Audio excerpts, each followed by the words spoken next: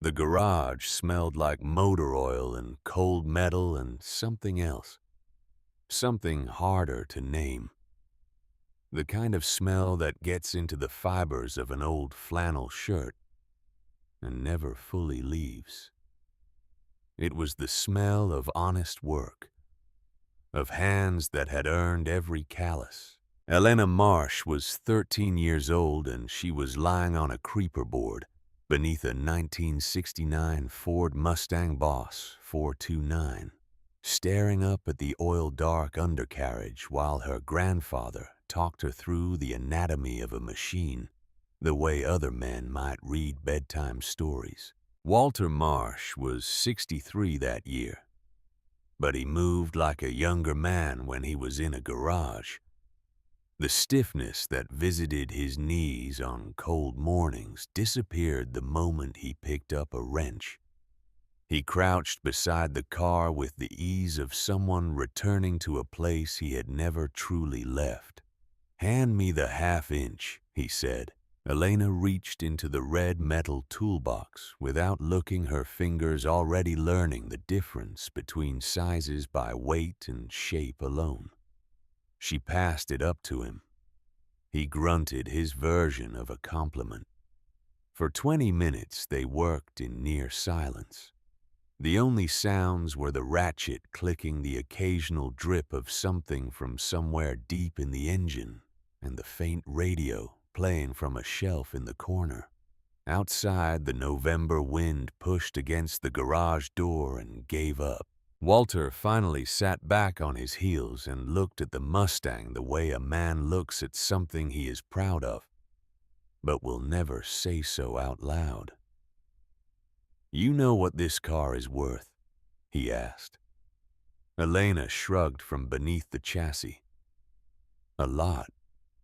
Plenty of people would say a lot. Dealers, collectors, auction houses." He set the wrench down on a rag and folded his arms.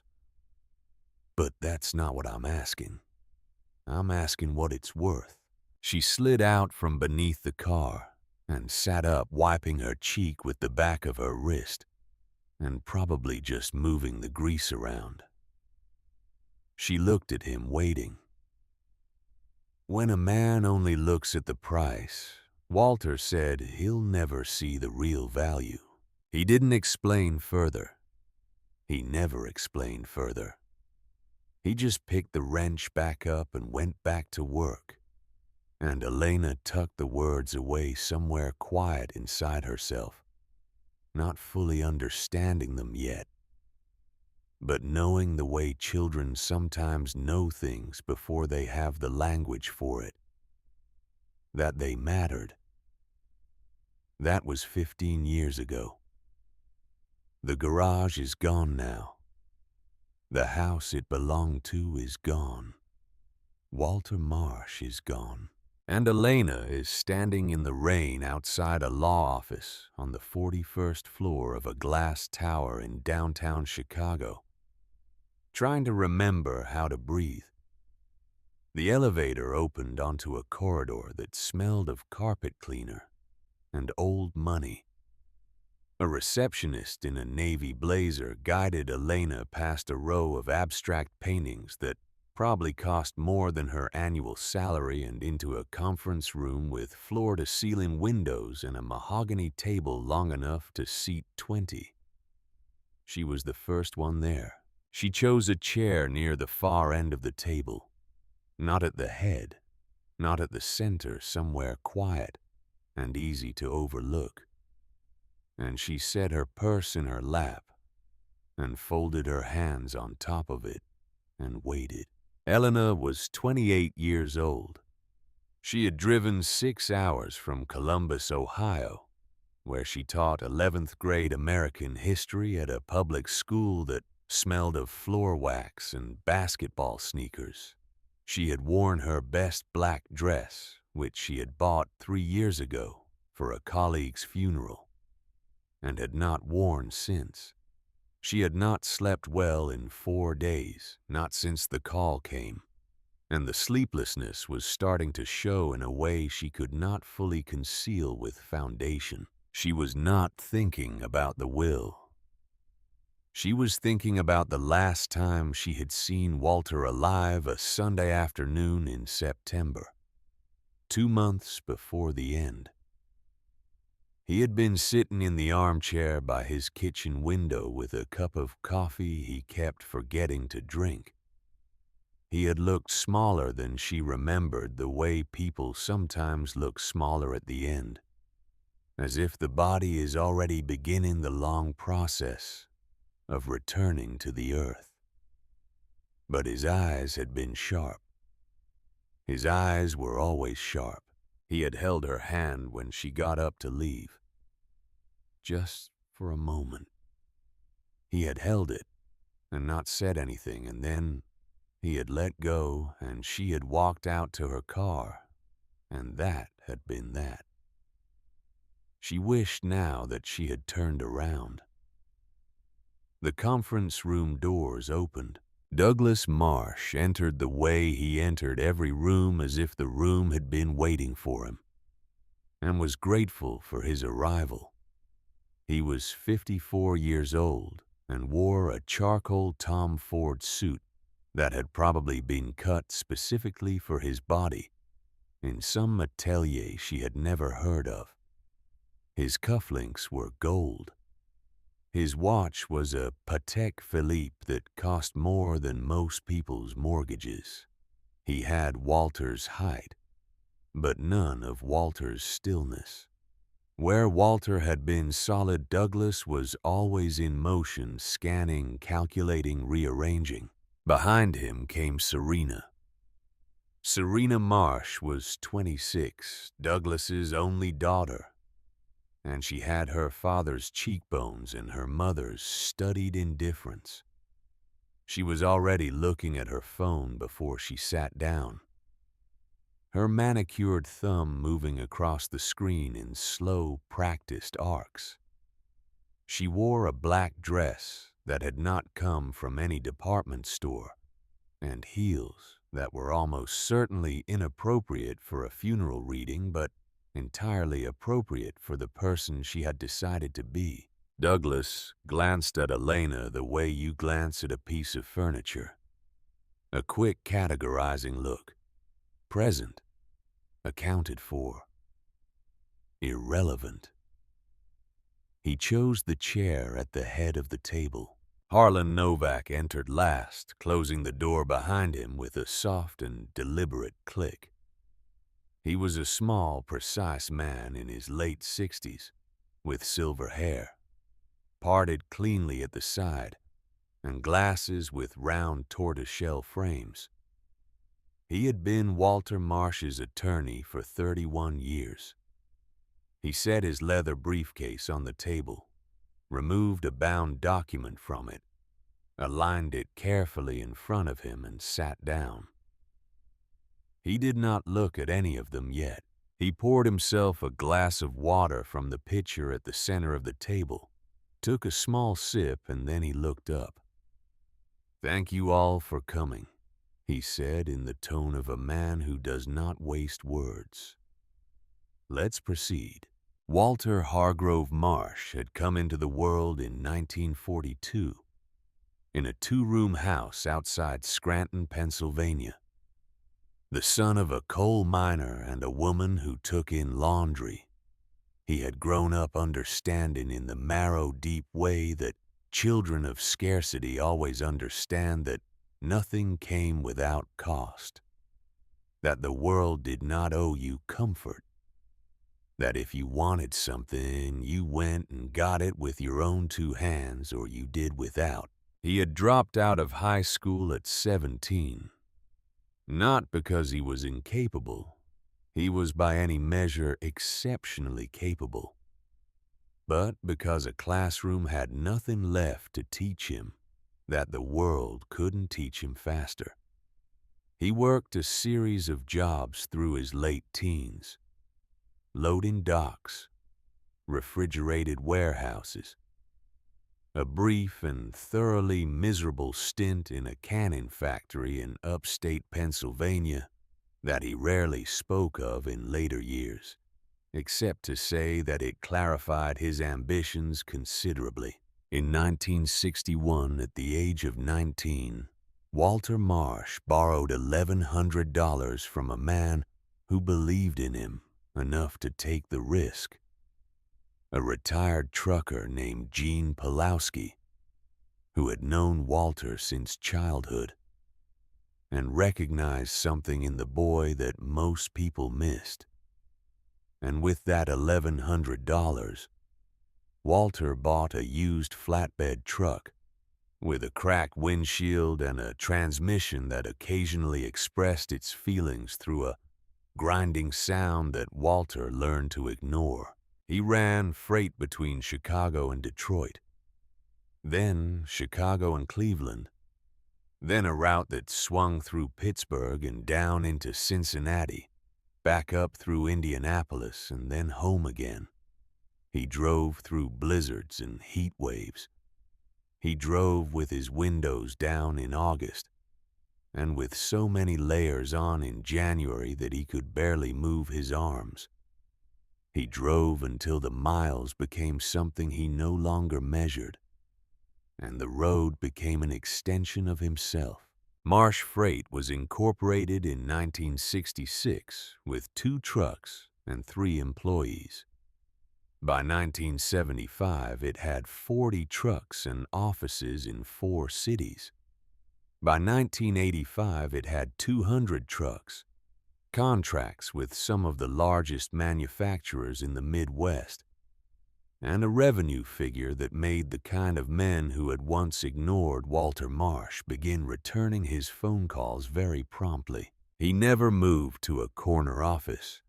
He kept his desk in the middle of the operations floor where he could hear everything and see everything, and where the drivers who came in off long hauls knew they could talk to him directly without going through 4 layers of assistant. He shook hands with every driver on the floor at least once a month. He knew their names. He knew their kids' names. He knew who had a bad back from too many miles in the cab and who was working a second job to keep up with medical bills, and who just needed someone to listen for 5 minutes without looking at a clock. He had married twice. The first marriage, to a woman named Patricia Holloway, had produced Douglas in 1970 and had ended in divorce by 1979, when Elena was not yet born, and the word divorce still carried enough social weight to make people uncomfortable at dinner parties. Douglas had been 9 years old when his parents separated. He had gone to live with his mother in a large house in Lake Forest that Walter paid for, and he had grown up in that house with a particular and carefully cultivated resentment toward his father. Not for leaving exactly, but for being the kind of man who made leaving feel like the only honest option. Walter remarried in 1984. Her name was Cora, and she was quiet and warm and laughed easily at things that genuinely amused her, rather than things she was supposed to find amusing. Their daughter Margaret was born in 1987. She was by all accounts the light of Walter's later life, the child who arrived when he had enough stillness in himself to actually be present for her. Margaret Marsh grew up knowing her father's garage the way Elena would later know it. She was the one who taught Elena to ride a bicycle, who read to her from history books. She had loved herself as a girl who made pancakes on Sunday mornings and told terrible jokes at the breakfast table. She was 23 years old when the car accident took her on a wet Tuesday night in November 2010, and the world simply went quiet afterward in a way that it never fully recovered from. Elena had been 13. Walter had been 68. And there they were, the two of them, with a loss they did not know how to speak about, and a garage full of machines that needed working on. So they worked on them. To my son, Douglas Hargrove Marsh. Harlan Novak read his voice even and unhurried. I leave the entirety of my voting shares in Marsh Freight Incorporated, representing 51% of outstanding equity. I also leave the Manhattan apartment on Park Avenue, the investment portfolio held in the Cayman account under the designation MHG7, and the Scotch collection in the climate-controlled storage unit in Wilmette, which I trust he will open on an occasion that actually warrants it. Douglas did not smile. He made a small adjustment to his cufflink and looked out the window. To my granddaughter, Serena Patricia Marsh, Novak continued, I leave the sum of $5 million held in a managed trust and accessible in full upon her 30th birthday. I also leave my mother's pearl necklace, which was the most honest thing in my house for 60 years and deserves to be worn by someone young. Serena looked up from her phone, briefly registered the amount, and went back to scrolling. $5 million was satisfactory. She had expected at least as much. Harlan Novak paused. It was a small pause, a beat, perhaps two, but Elena noticed it. The attorney's eyes moved from the document to the table in front of him, and then briefly to Elena. It was not a look of sympathy. It was something more careful than that, more considered. Then he looked back at the page. To my granddaughter, Elena Catherine Marsh, I leave the deed title and all physical contents of Ironwood Farm, located at 4417 Cattail Road in Heron Falls, New York, in its entirety effective upon the date of this reading. The silence that followed lasted perhaps 3 seconds. Then Douglas laughed. It was a short sound, sharp-edged, not particularly warm. He pressed 2 fingers to his mouth as if reconsidering it, and then removed them, and the laugh was still there in the room. Ironwood Farm, he said. He said it the way you repeat a thing that doesn't make sense, turning it over to see if it becomes more coherent from a different angle. That's what he left you. Elena said nothing. Do you know what that place is worth? Douglas continued, and his voice had taken on the particular quality it always had when he was explaining something to someone he considered less informed than himself. Negative. The back taxes alone are going to cost you $12,000, maybe $15,000. The soil was contaminated by a chemical plant 30 years ago. The EPA cleared it of active danger, but you couldn't grow a blade of grass on it if your life depended on it. The barn is a liability waiting to collapse on someone. The house is a Victorian wreck. He paused for effect. He left you an 80-acre tax burden. That is correct, Harlan Novak said pleasantly. The deed is in your name, Elena, effective today. He slid a manila envelope down the table toward her. The full property documentation is inside along with the keys. Elena picked up the envelope. It was heavier than she expected. I might buy it off you, Douglas said, already pulling out his phone. As a write-off, I'll have my people call you. Don't expect much, the land isn't worth much. He stood, smoothed his jacket, looked at his watch. Then he looked at Elena one more time with an expression she would spend the drive home trying to categorize, not quite contempt, not quite pity. Something between the two. Something that said, This is how things sort themselves out, and you should not be surprised. And I am not sorry." He walked out. Serena followed her heels, quiet on the carpet, her eyes already back on her screen. The door closed. Elena sat alone at the long table with the manila envelope in her hands, and the feeling of a floor giving way beneath her. Not dramatically, not all at once, but in the slow, terrible way that certainties sometimes dissolve. She had not expected much. She had not come here for the money. She had come here because she had loved her grandfather, and because he was gone. And this was the last official thing, the last ritual. And she had simply thought, that he would not forget her. That whatever the will said there would be something in it that acknowledged what they had been to each other. An 80-acre contaminated farm in a county she had never visited. She stared at the envelope. She heard the soft sound of a chair being pushed back. Harlan Novak was on his feet. He was gathering his papers with precise, unhurried movements.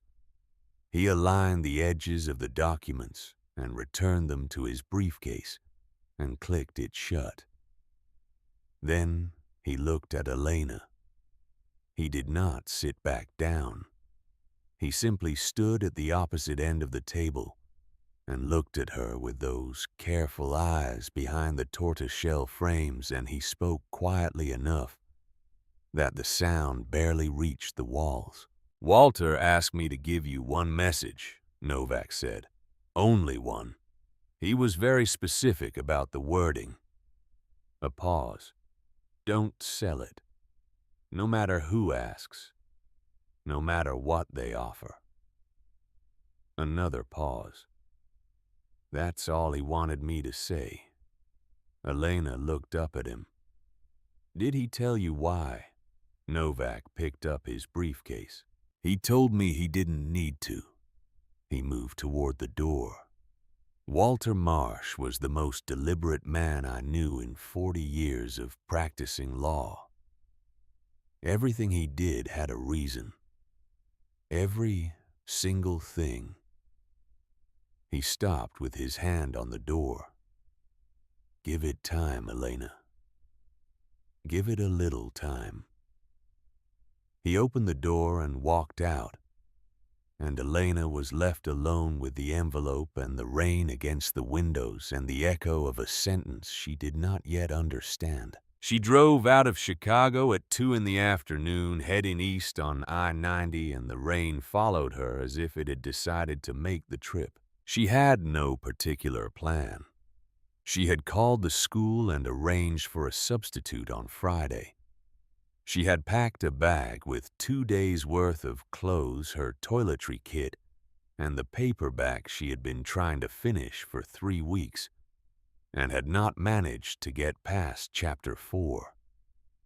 She had the manila envelope in the passenger seat beside her, which she had not yet opened. Somewhere outside of Gary, Indiana, the rain eased off for about 40 minutes, and she could see the lake to her left, flat and pewter gray, going on further than the eye could follow. Then the rain came back. She tried over the course of those first few hours to be fair. She tried to construct an argument in Walter's defense the way she sometimes asked her students to argue positions they didn't personally hold, to take the other side and find its logic and be surprised by what you discovered. Maybe there was something she didn't know about the farm. Maybe there was a reason Harlan Novak had looked at her the way he had. Maybe the thought arrived quietly, and she let it stay. Maybe her grandfather had known something about Ironwood Farm that no one else did. Or maybe the simpler explanation was true. maybe the years of grief and illness had changed him. Maybe Douglas, in all his careful, persistent proximity, had maneuvered himself into a position of influence that had bent things in directions Walter would not have allowed when he was well. It happened. She had seen it happen to other families less dramatically in smaller ways. She didn't want to believe that, but she could not rule it out. She crossed into Ohio and then bent northeast, and the terrain began to change, flattening first, and then opening up into the wide agricultural plains of western New York fields, lying fallow and brown in November. The tree lines bare the sky the color of old pewter pressed flat against the land. She stopped for gas outside of Albany. It was a small station, the kind that still had an attendant and a single-bay mechanics shop attached to the side.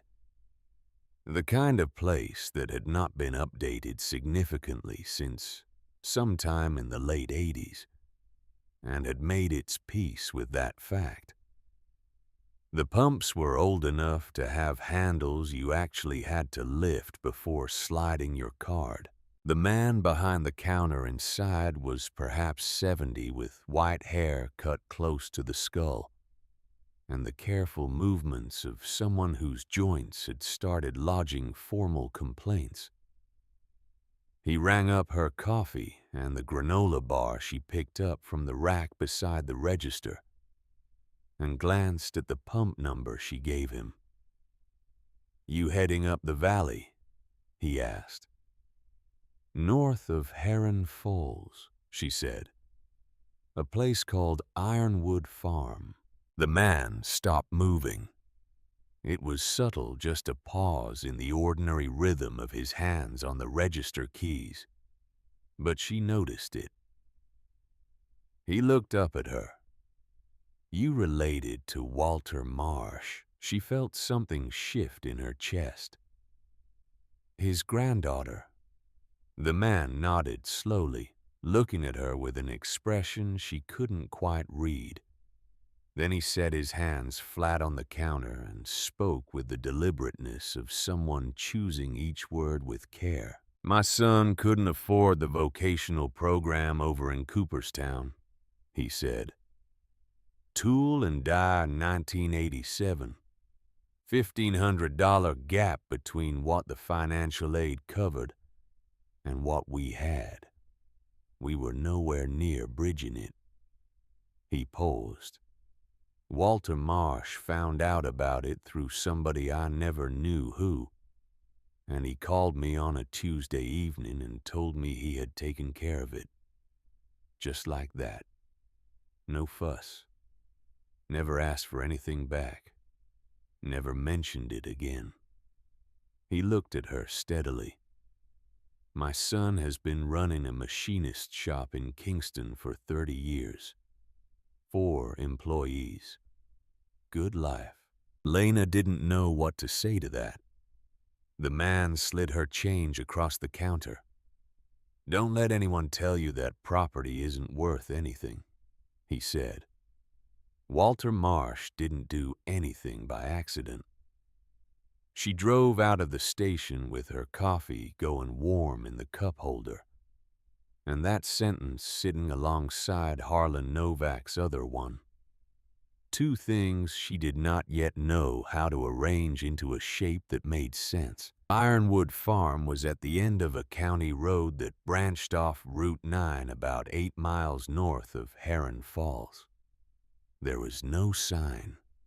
There was a rusted iron gate set into a stone pillar, and beyond it a gravel track that had long since surrendered its gravel to the surrounding earth, so that what remained was more suggestion than road.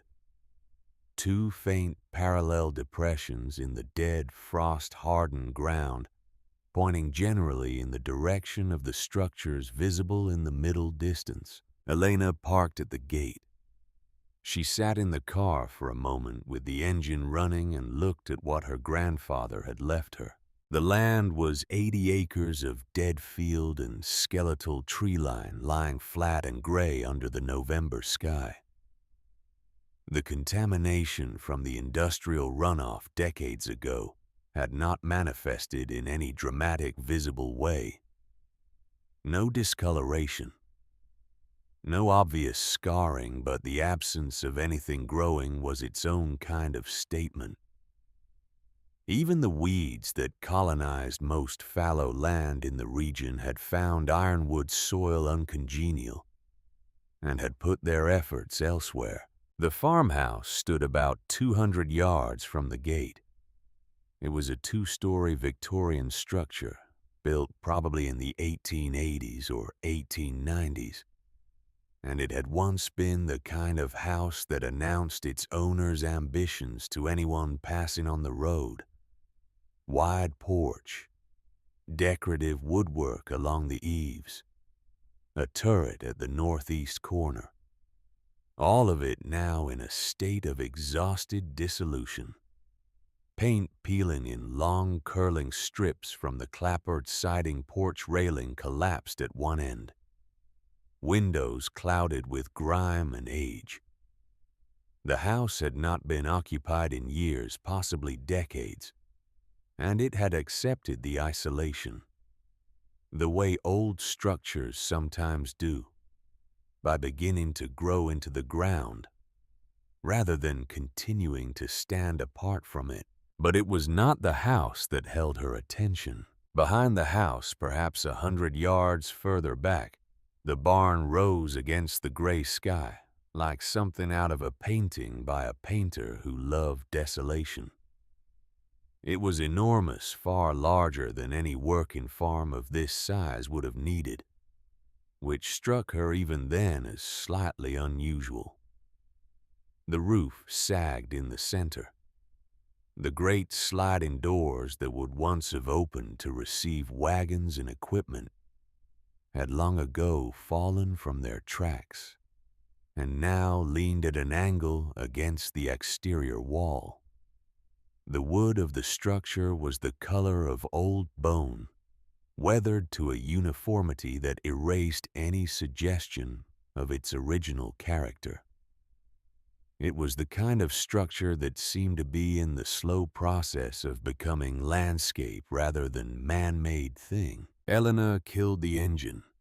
She pulled her coat tighter, she had packed for the weather at least, and retrieved the manila envelope from the passenger seat, and she got out into the cold. The brass key on the chain inside the envelope was heavy and tarnished, and fit the farmhouse's front door after some persuasion, the lock resisting with the authority of a mechanism that had not been asked to perform in a very long time. The door itself was swollen in its frame, and she had to put her shoulder into it, and then it gave all at once, and she nearly stumbled into the front hall. The smell of the inside of the house was specific and layered dust, primarily the deep-settled kind that has been undisturbed long enough to become a kind of coating on every surface. Beneath that, the sourness of old wood absorbing decades of temperature change, and something else faint and almost pleasant in the way that old things sometimes are the ghost of wood smoke and lemon oil and the particular atmospheric residue of a life that had once been lived here and had not been entirely erased. Sheet-covered furniture stood in the living room like a gathering of patient ghosts. A grandfather clock against the far wall hands frozen at an indeterminate time. A stone fireplace with a mantelpiece that still held 3 frame photographs, too dust-clouded to see clearly from the doorway. She crossed the room and wiped one with her sleeve. It was Walter. Younger, maybe 40, maybe 45, standing in front of the barn, one hand shading his eyes against what must have been strong summer light, squinting at the camera with the half-annoyed, half-pleased expression of a man who doesn't like being photographed, but is willing to tolerate it once. She stood there for a long time looking at the photograph. Then she went to find the study. It was at the back of the house, east-facing a small room with built-in shelving along two walls and a window that looked out toward the barn. The shelving was largely empty, a few old paperback novels, some ledgers, what appeared to be a seed catalog from 1978. There was a wooden filing cabinet in the corner, unlocked, which she opened and found empty except for the faint geometric impression left by file folders that had been stored there and then removed. The desk occupied the center of the room. It was a massive roll-top desk in quarter-sawn oak, the kind of piece that would have been expensive even when it was new and would have been built to last longer than the people who used it. The slatted top was locked. On the right side of the desk, the wood showed damage, old damage, the splintering yellowed and smoothed by time, where someone had attempted to force it open with a pry bar or a screwdriver, and had not succeeded, and had eventually abandoned the project. The attempt was not recent. The wood grain had knit itself back toward some approximation of its original form in the years since. She pulled her attention to the window and the barn beyond. She was very tired. She had driven 8 hours and eaten almost nothing, and the emotional weight of the past week. The phone call, the drive to Chicago, the funeral, the reading, the drive back. And now this had settled into her the way water settles into old foundations, finding every crack and going into it. She pulled the sheet from the leather armchair in the corner of the study and sat down in it. She thought about what Harlan Novak had said. She thought about what the man at the gas station had said. She looked at the locked desk across the room. Walter Marsh, the most deliberate man Harlan Novak had known in 40 years of practice. A man who had started with nothing and built everything he had through the application of precision and patience, and a quality that resisted easy naming, a kind of long-view intelligence that saw past the immediate to the thing that would still be standing when the immediate had finished happening. That man had left her this farm, not by accident. Elena stood up from the armchair and walked to the car. She had a crowbar in the back. She had learned to keep one there years ago when Walter had pointed out calmly and without drama that a person who drives alone should have a tool capable of breaking a window or forcing a jammed door. Because the world is occasionally inconvenient and preparation is not pessimism. She retrieved it now and carried it back into the study. The crowbar's flat end fit neatly into the old splintered gap in the desk's wood. She applied pressure carefully, not wanting to damage more than necessary. Some residual instinct toward preservation. And then with a single sharp crack that sent something skittering across the study floor, the locking mechanism surrendered.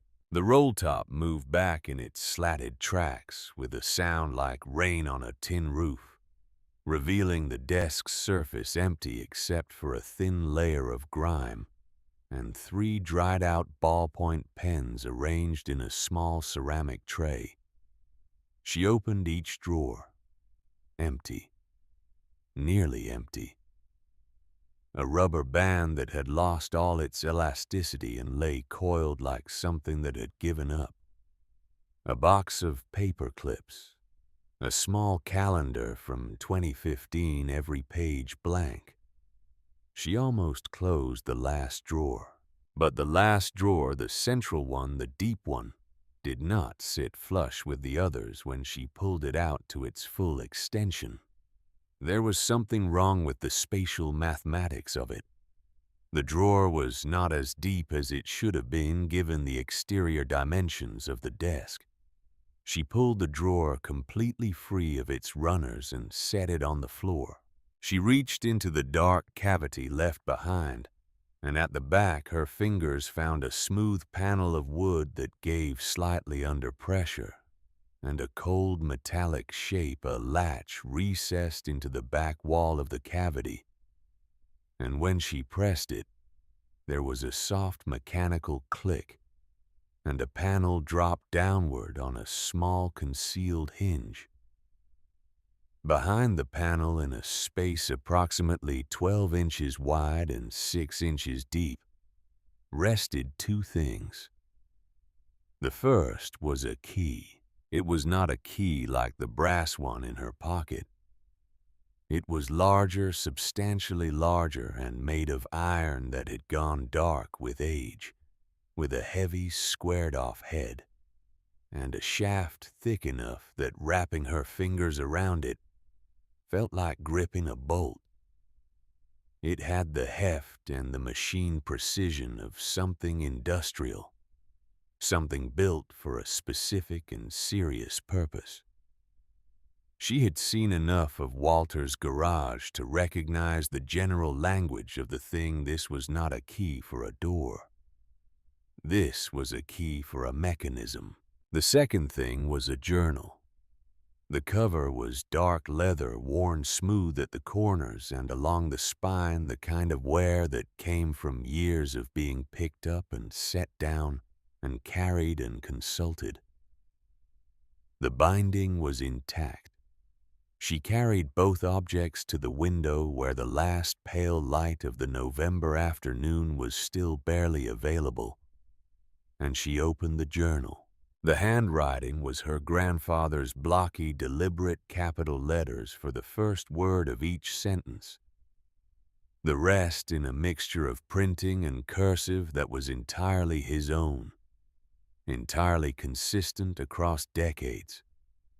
She had seen it on birthday cards, on notes left under windshield wipers in the Marsh Freight parking lot, when he wanted to tell a driver something privately, on the instruction sheets he made for the machines in his garage. She turned past the early pages. Ledger entries from the 1970s, numbers and dates and cargo weights, the language of freight. Some years that were dense with entries, some that were sparse. She moved forward through decades. Then she reached a section dated 2 years ago, written in the final winter of his life, and the handwriting was the same but slower, each letter made with the care of someone to whom care now required effort. She read. He wrote about the company not with bitterness, but with the clarity of a man who had seen it change and had made his peace with what it had become and what it had stopped being. He wrote about Douglas without anger, in the flat and honest way of a father who has loved a son and watched that love become insufficient for what the son required. He wrote about Margaret. Those pages she did not read carefully, not yet. They were private in a way that felt like it needed more of her than she had available at this particular moment. Then she reached a page near the end. Douglas only looks at what shines, it began. He looks at the balance sheets and the stock tickers and the glass towers and the things that can be weighed and measured in the ways that men like him have decided are the only measurements that matter. He has never once looked down. He has never looked at the roots. He thinks I'm leaving him the empire. Let him have the paper and the headaches. She turned the page. The real legacy requires someone willing to get their hands dirty. Someone who knows the value of what lies beneath the surface. Someone who learned it the right way in a garage, with grease on her hands and the patience to listen. She stood very still. Below the writing, taking up the bottom third of the page, was a drawing pencil. Careful, the kind of schematic a man makes who learned to read technical diagrams before he learned to read poetry. A top-down view of the Ironwood property. The farmhouse was a small square near the front. The barn was a larger rectangle further back, and it had been circled 3 times in red ink, pressed hard enough into the page that the lines had slightly embossed the paper. Beneath the drawing, her grandfather had written a single instruction. 10 steps from the center post due north. Use the iron. The road is clear when you're ready. Elena looked up from the journal. Outside the study window, the November light had nearly finished dying, and in the last of it the barn stood against the fading sky, enormous and skeletal and patient, in the way that things are patient when they have been waiting a very long time for the right person to arrive. She looked down at the iron key in her palm. She looked back at the barn. She closed the journal carefully, set it under her arm, picked up her flashlight from the bag she had left in the hall, and she went out through the back door of the farmhouse and crossed the dead ground toward the barn without hesitating. She had her grandfather's key in one hand and her flashlight in the other, and the cold air came at her from the north and pressed against her face, and somewhere in the tree line at the edge of the property, a crow made a sound once and then went quiet. She did not look back at the house. She did not think about the reading or Douglas's laugh, or the long, terrible drive, or the weight of the past week pressing down on all of it. She thought about a 13-year-old girl lying on a creeper board under a 1969 Mustang Boss 429, reaching into a toolbox in the dark and finding the right tool by feel alone because she had been taught to know the difference. She thought about a man's voice, unhurried, certain, coming down to her from above, the oily undercarriage of a car he was bringing back to life. When a man only looks at the price, he'll never see the real value. The barn doors, what remained of them, were leaning against the exterior wall at their old angle, and the opening they left was wide enough to walk through without turning sideways. She stepped through it and into the dark interior and swept the flashlight beam across the vastness of the space. The barn was cathedral-sized inside. The roof's sag was more apparent from within the center ridge, bowing down toward her at an angle that made her instinctively aware of the weight above. The rafters were populated by the faint, restless movement of birds that had found their way in and chosen to stay.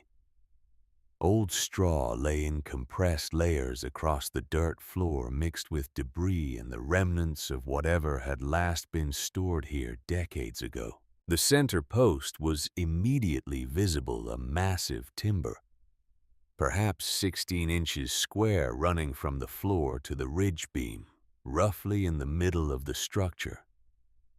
It had been there when the barn was built. It would be there when the rest of the barn had finally surrendered to gravity. Elena walked to it.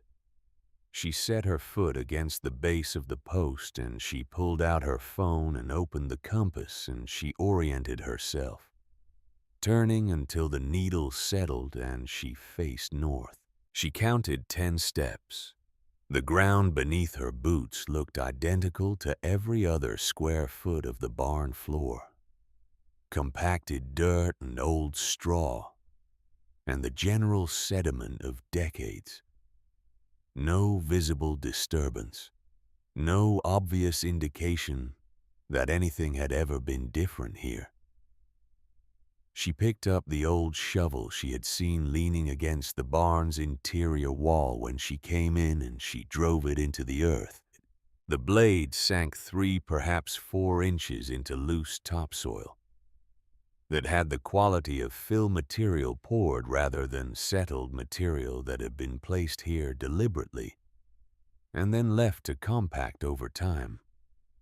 Then the blade hit something solid, not rock. The sound it produced was the sound of metal striking a surface that had some depth behind it.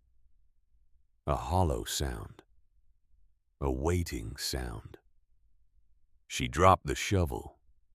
She went to her knees in the cold dirt, and she began to dig with her gloved hands. The ironwood legacy. The dirt came away in her hands in cold, dense clumps. She was not thinking about her dress, which she had worn to a will reading that morning in a glass tower in Chicago, and which was now absorbing the floor of a barn that had not been cleaned in 30 years. She was not thinking about the temperature, which had dropped another 4 or 5 degrees since the sun went down, and was now settling into the serious business of a genuine November night in upstate New York. She was not thinking about Douglas or the drive or the reading or any of the accumulated weight of the past week. She was thinking about the sound the shovel had made, that hollow, resonant report from beneath the earth, not the dull thud of rock, not the dense resistance of packed clay, but something that suggested space, depth, something engineered to occupy that space. She dug. After perhaps 10 minutes, her blade scraped against something metallic, and the sound of it moved through the shovel's handle and into her palms and up her arms, and settled somewhere in the center of her chest with the authority of a fact. She dropped to her knees again and used her hands to clear the remaining earth from around the edges of the thing, working methodically outward from the center, brushing the loose fill away in handfuls until the shape of it became apparent. It was a steel plate, flat, recessed into a slab of poured concrete approximately 4 feet square. The surface had rusted to a deep, even reddish brown, but the rust was the rust of controlled exposure surface oxidation, rather than the kind of deep structural corrosion that comes from actual neglect.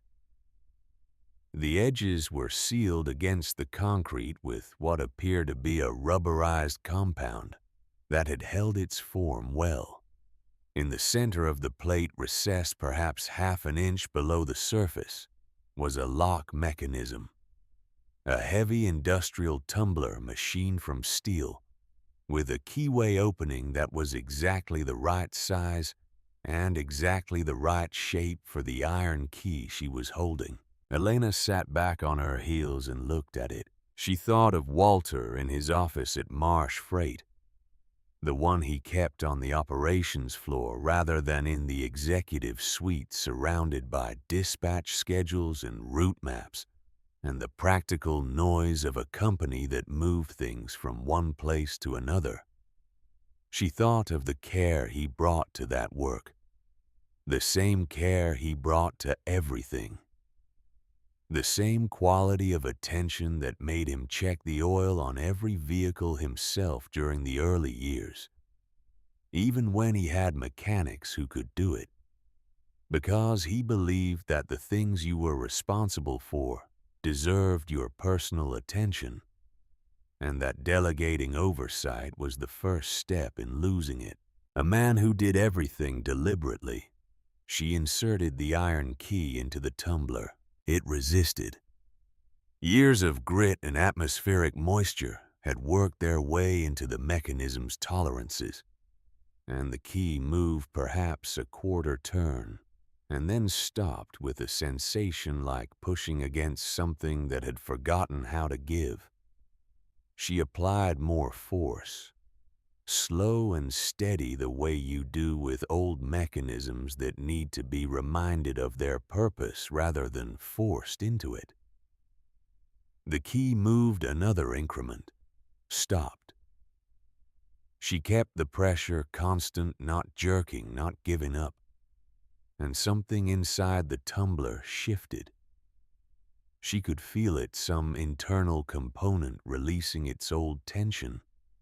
And then, with a sound that was more felt than heard, a deep mechanical clack that seemed to come from inside the earth itself. The lock opened. There was a handle on the plate recessed like the lock, a heavy steel bar set into a recess along one edge. She gripped it with both hands, planted her boots against the concrete surround and pulled. The plate did not move at first. The concrete surround had bonded to its edges in the years since it was last opened, and the seal compound along the perimeter had done its job almost too well. She repositioned her feet, adjusted her grip, and pulled again with everything she had, leaning back with her full body weight. And there was a groan from somewhere below. A sound of counterweights engaging, of a system doing what it was designed to do after a long dormancy. And the plate began to move. It opened on hinges she couldn't see, swinging upward and toward her on what had to be a counterbalanced mechanism, because a steel plate of that thickness and that dimension would have been impossible for one person to lift otherwise. It rose past vertical and settled against its stops with a heavy, definitive clang, and a rush of air came up from the opening below. She had expected the smell of a sealed space, the stale, slightly sour exhalation of something that had been closed for a long time. Mildew, perhaps, condensation, and old wood. Instead, the air that rose from the darkness below carried the smell of motor oil and aged leather and something metallic and clean. It was the smell of a garage, of a space that had been designed specifically and with considerable expense to preserve rather than to decay. She shined the flashlight into the opening, a set of concrete stairs wide enough for two people to walk abreast, descended from the edge of the hatch into the darkness below, their surfaces smooth and sealed with some kind of epoxy coating that reflected her light in a faint, even sheen. The walls of the stairwell were formed concrete, reinforced and solid. The construction was not rough. It was not a root cellar or an improvised shelter. Whoever had built this had built it properly with engineering and intent. Elena descended. She counted the steps as she went 7, 8, 9, 10, and then more, the stairwell turning slightly to the right as it went deeper. She counted 16 steps in total before her boot touched the floor of the space below, and she estimated from the descent that she was somewhere between 18 and 20 feet underground. She stood at the bottom of the stairs and raised the flashlight and swept it in a slow arc, and she stopped breathing. The space was enormous. It extended the full width and length of the barn above. She could tell this from the concrete pillars that rose at regular intervals, mirror imaging the post arrangement of the barn's structural framework overhead. The ceiling was reinforced concrete perhaps 10 feet above the floor, and the floor itself was the same smooth epoxy-sealed surface as the stairs, clean and even and maintained in a way that the barn above had decidedly not been. The walls held equipment she recognized in general. Outline climate control units, the kind used in high-end storage facilities and museums, their indicator lights glowing a steady, calm green in the darkness. A power panel to her left, its breakers all in the on position. Overhead industrial track lighting ran the length of the ceiling in parallel lines, and she found the main switch panel near the bottom of the stairs and turned it on, and the space filled with light. What she saw in that light made her take a step backward until her shoulders touched the wall behind her. The cars were arranged in 2 parallel rows, 6 per row, 12 vehicles in total, each one covered with a heavy canvas tarp that draped to the floor in careful folds. They were not identical in silhouette. Some were long and low. Some were more upright. Some broader through the shoulders, but they shared the quality of presence that significant objects often share.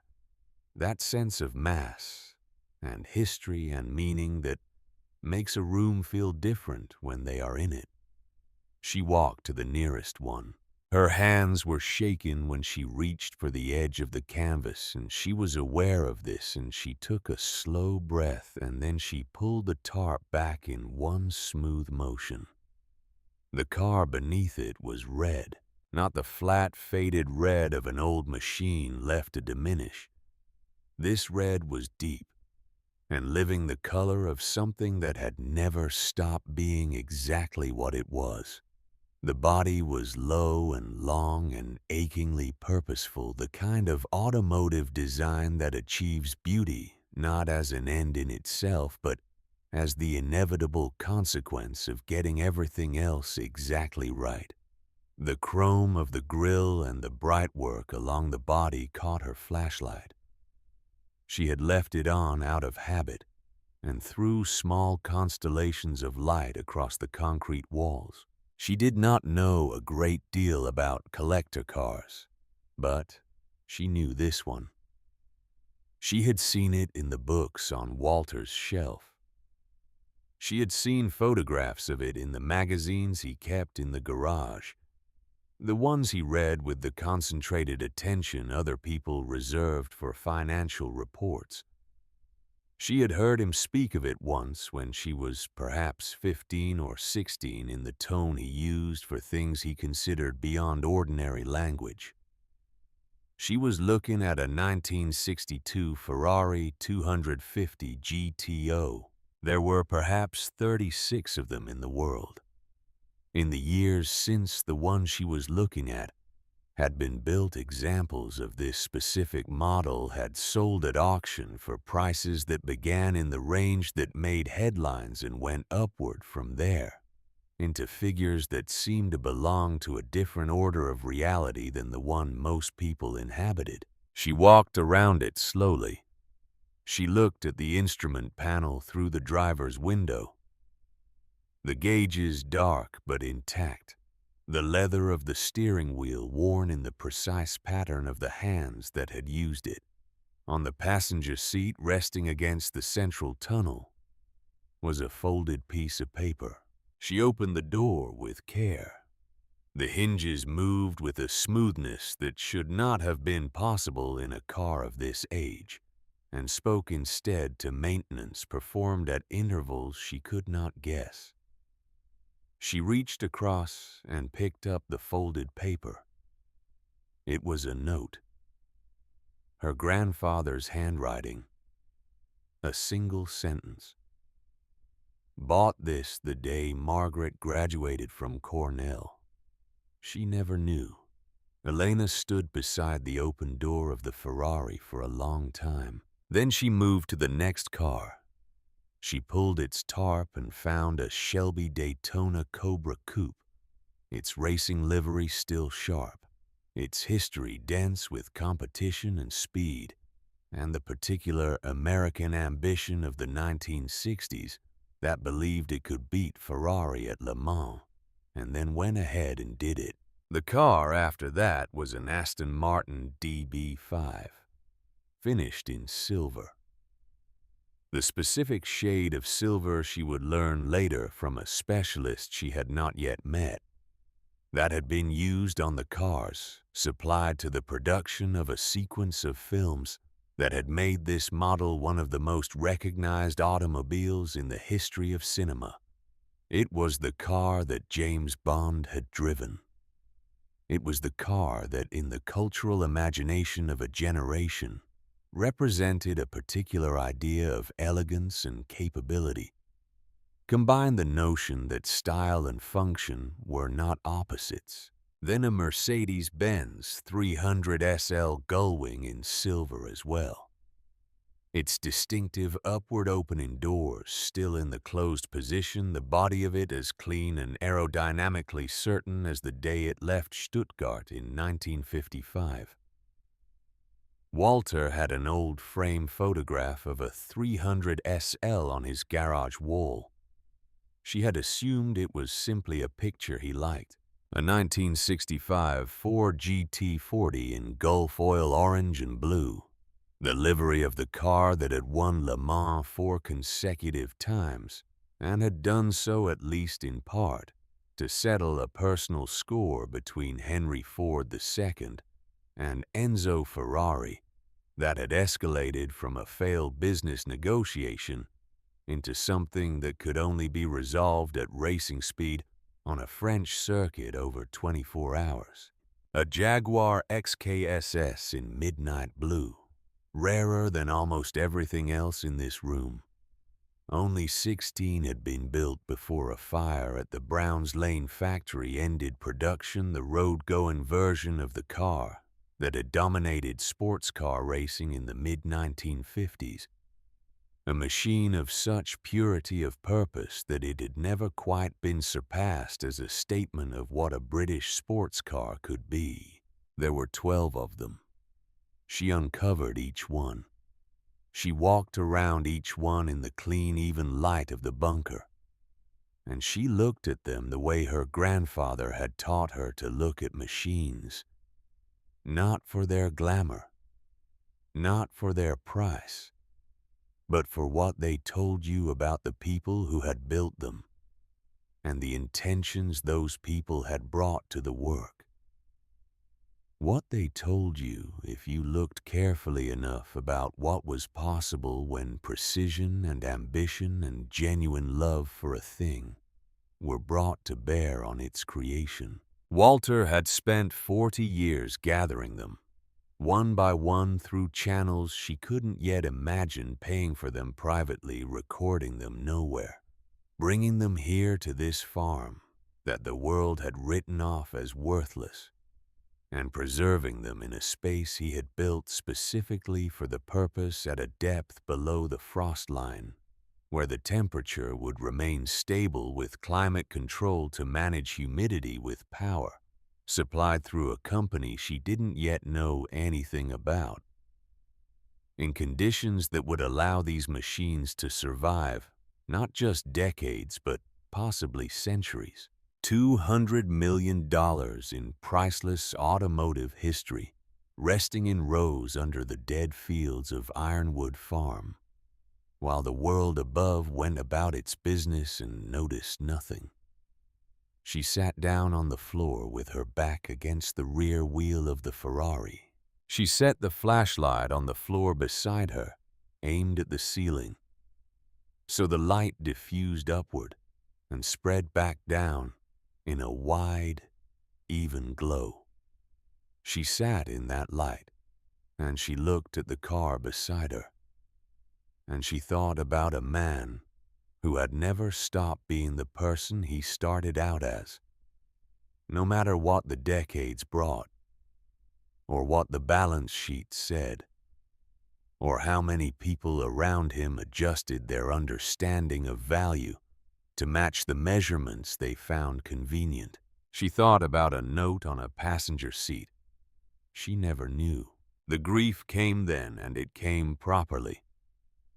Not the controlled public grief of the reading room, not the managed grief of the drive, but the grief of someone sitting alone in a place where they do not have to perform composure for anyone, She let it come. She sat beside the Ferrari her grandfather had bought the day her mother graduated from a university she would not live long enough to see her own daughter attend, and she cried for the first time since the phone call. And the sound of it moved through the climate-controlled air of the bunker and was absorbed by the concrete walls and did not go anywhere outside. After a while, it stopped. She wiped her face. She sat for another few minutes in the quiet. Then she stood up and walked to the circuit panel and looked at the equipment more carefully.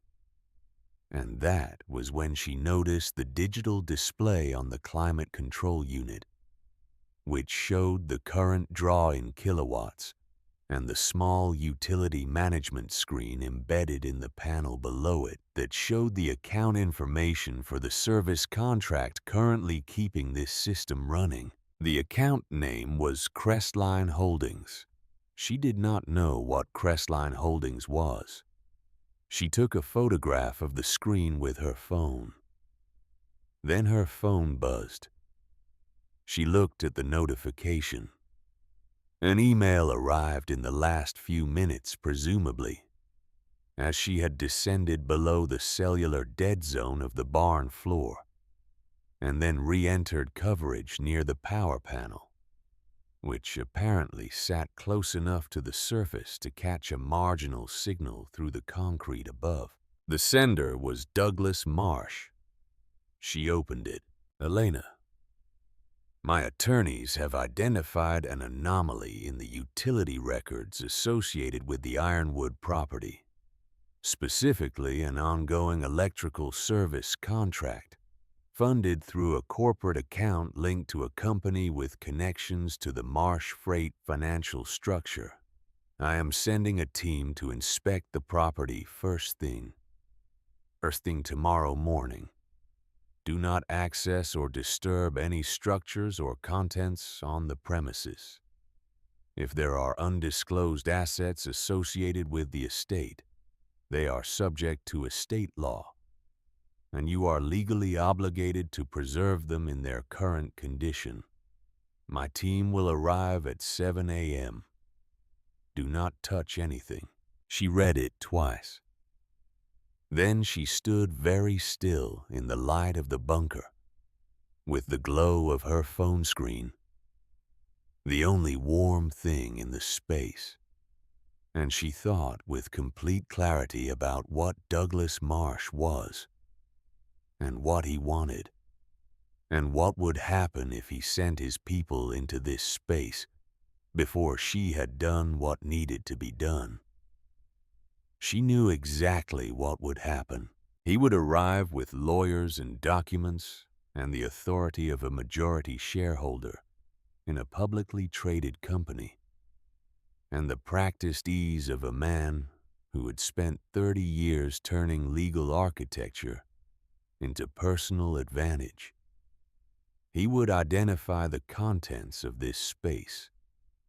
He would make an argument, a coherent, carefully constructed legal argument that these assets were undisclosed components of Walter Marsh's estate, that their disposition had not been accounted for in the will, that they were therefore subject to estate distribution, and that as the primary beneficiary of said estate, he was entitled to oversee that distribution. His lawyers would tie this up for years. They would file injunctions and motions and counters and appeals, and during the years it took for any of that to resolve, the assets would sit in legal limbo, their value held in suspension, while the legal fees mounted, and somewhere at the end of that process, when everyone was exhausted and most of the money had been consumed by the process of arguing about it, Douglas would get what he came for. That was how it worked. She had seen it work that way in smaller contexts in the lives of people she knew. It was a reliable and well-tested system. She had less than 10 hours. She went back up the stairs, in the study of the farmhouse, sitting in the leather armchair with the journal open in her lap, and the iron key on the desk beside her, and the phone on the arm of the chair. She read through the remaining pages with the focus of someone for whom the abstract had become urgently practical. She found it near the very end. On the inside of the back cover, taped with a strip of aged adhesive that had gone dry and brittle, was a business card. The card's stock had yellowed, and the printing on it was the kind of simple, no-nonsense typography used by people who considered elaborate graphic design a form of dishonesty. DeLuca Heavy Transport, Specialized Logistics, High Value, Discreet, Albany, New York. And below the printed text in Walter's handwriting, a phone number and 4 words. The road is clear. She looked at the number for a moment. Then she dialed it. It rang 4 times. She counted them. Then a voice answered, male, older, the specific quality of alert that belongs to people who have spent years waking to phone calls at inconvenient hours and have made their peace with it. Yeah, who is this? My name is Elena Marsh. I'm Walter Marsh's granddaughter. The silence on the other end lasted perhaps 3 seconds. She heard the sound of sheets of a body repositioning of a lamp being switched on. When the voice came back, it had changed the fog of interrupted sleep. Entirely gone, replaced by a focused present quality that told her this was a person who could shift registers quickly and completely. I've been waiting for this call for 5 years, he said. His name was Frank DeLuca. He was 67 years old, and he had known Walter Marsh since 1979, when Walter's company was still young enough to need the kind of specialized hauling that Frank's father's business provided, and old enough that the 2 men had met at a freight conference in Albany and recognized in each other the particular quality of people who had built what they had built without anyone's assistance and without apology. They had been friends since that conference in the specific, uncomplicated way that men of a certain kind are friends, not given to expression, not requiring regular maintenance, but solid in the way that things are solid when they have been tested and have held. Walter had called Frank 7 years ago and explained what he needed. He had explained the farm, the bunker, the cars, and the plan he had made for them. He had paid Frank a retainer, a substantial one, to keep an enclosed transport operation on standby at his Albany depot, available on 72 hours' notice for however long it took.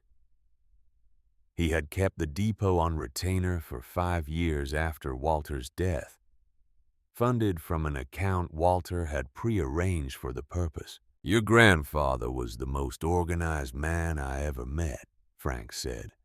He thought about everything. He told me the call would come from his granddaughter, and he told me approximately what she would say when she called, and here you are. I have less than 10 hours, Elena said. How many vehicles? 12. A pause. A low sound that was approximately a whistle. That's 4 haulers, Frank said. It's a good thing I kept the full fleet. She could hear him moving now, hear the sounds of a man pulling on clothes and reaching for things in the dark. Here's what you do. Go back to the main house. Turn off every light in the building. If anyone drives past on that road, the property needs to look exactly like what it's looked like for 30 years, dead and empty. Don't light up the barn. Don't use your car's headlights once you're inside the gate. We'll be there in 2 hours. 2 hours, she repeated. Closer to 1:45 if the roads are clear. A pause. You're Walter's granddaughter. That means you know how to wait. Do that. He ended the call. The next hour and 45 minutes were the kind of time that doesn't pass at a consistent rate. Elena sat in the darkened farmhouse on the floor of the front room with her back against the wall beneath the window, wrapped in the dust sheet she had pulled from the armchair in the study, watching the county road through a 2-inch gap in the ancient curtains. The road was empty. The occasional pair of headlights appeared at the far end of it and moved steadily toward her position, and then passed without slowing. And each time she released a breath she had been holding without realizing it. She thought about Douglas's email. 7 a.m. His team. She thought about what kind of people Douglas sent on errands like this, not the ordinary lawyers from the corporate floor of Marsh Freight's Chicago building, but the other kind. The ones who operated in the space between what was clearly legal and what could be made to appear legal, given sufficient documentation and sufficient confidence.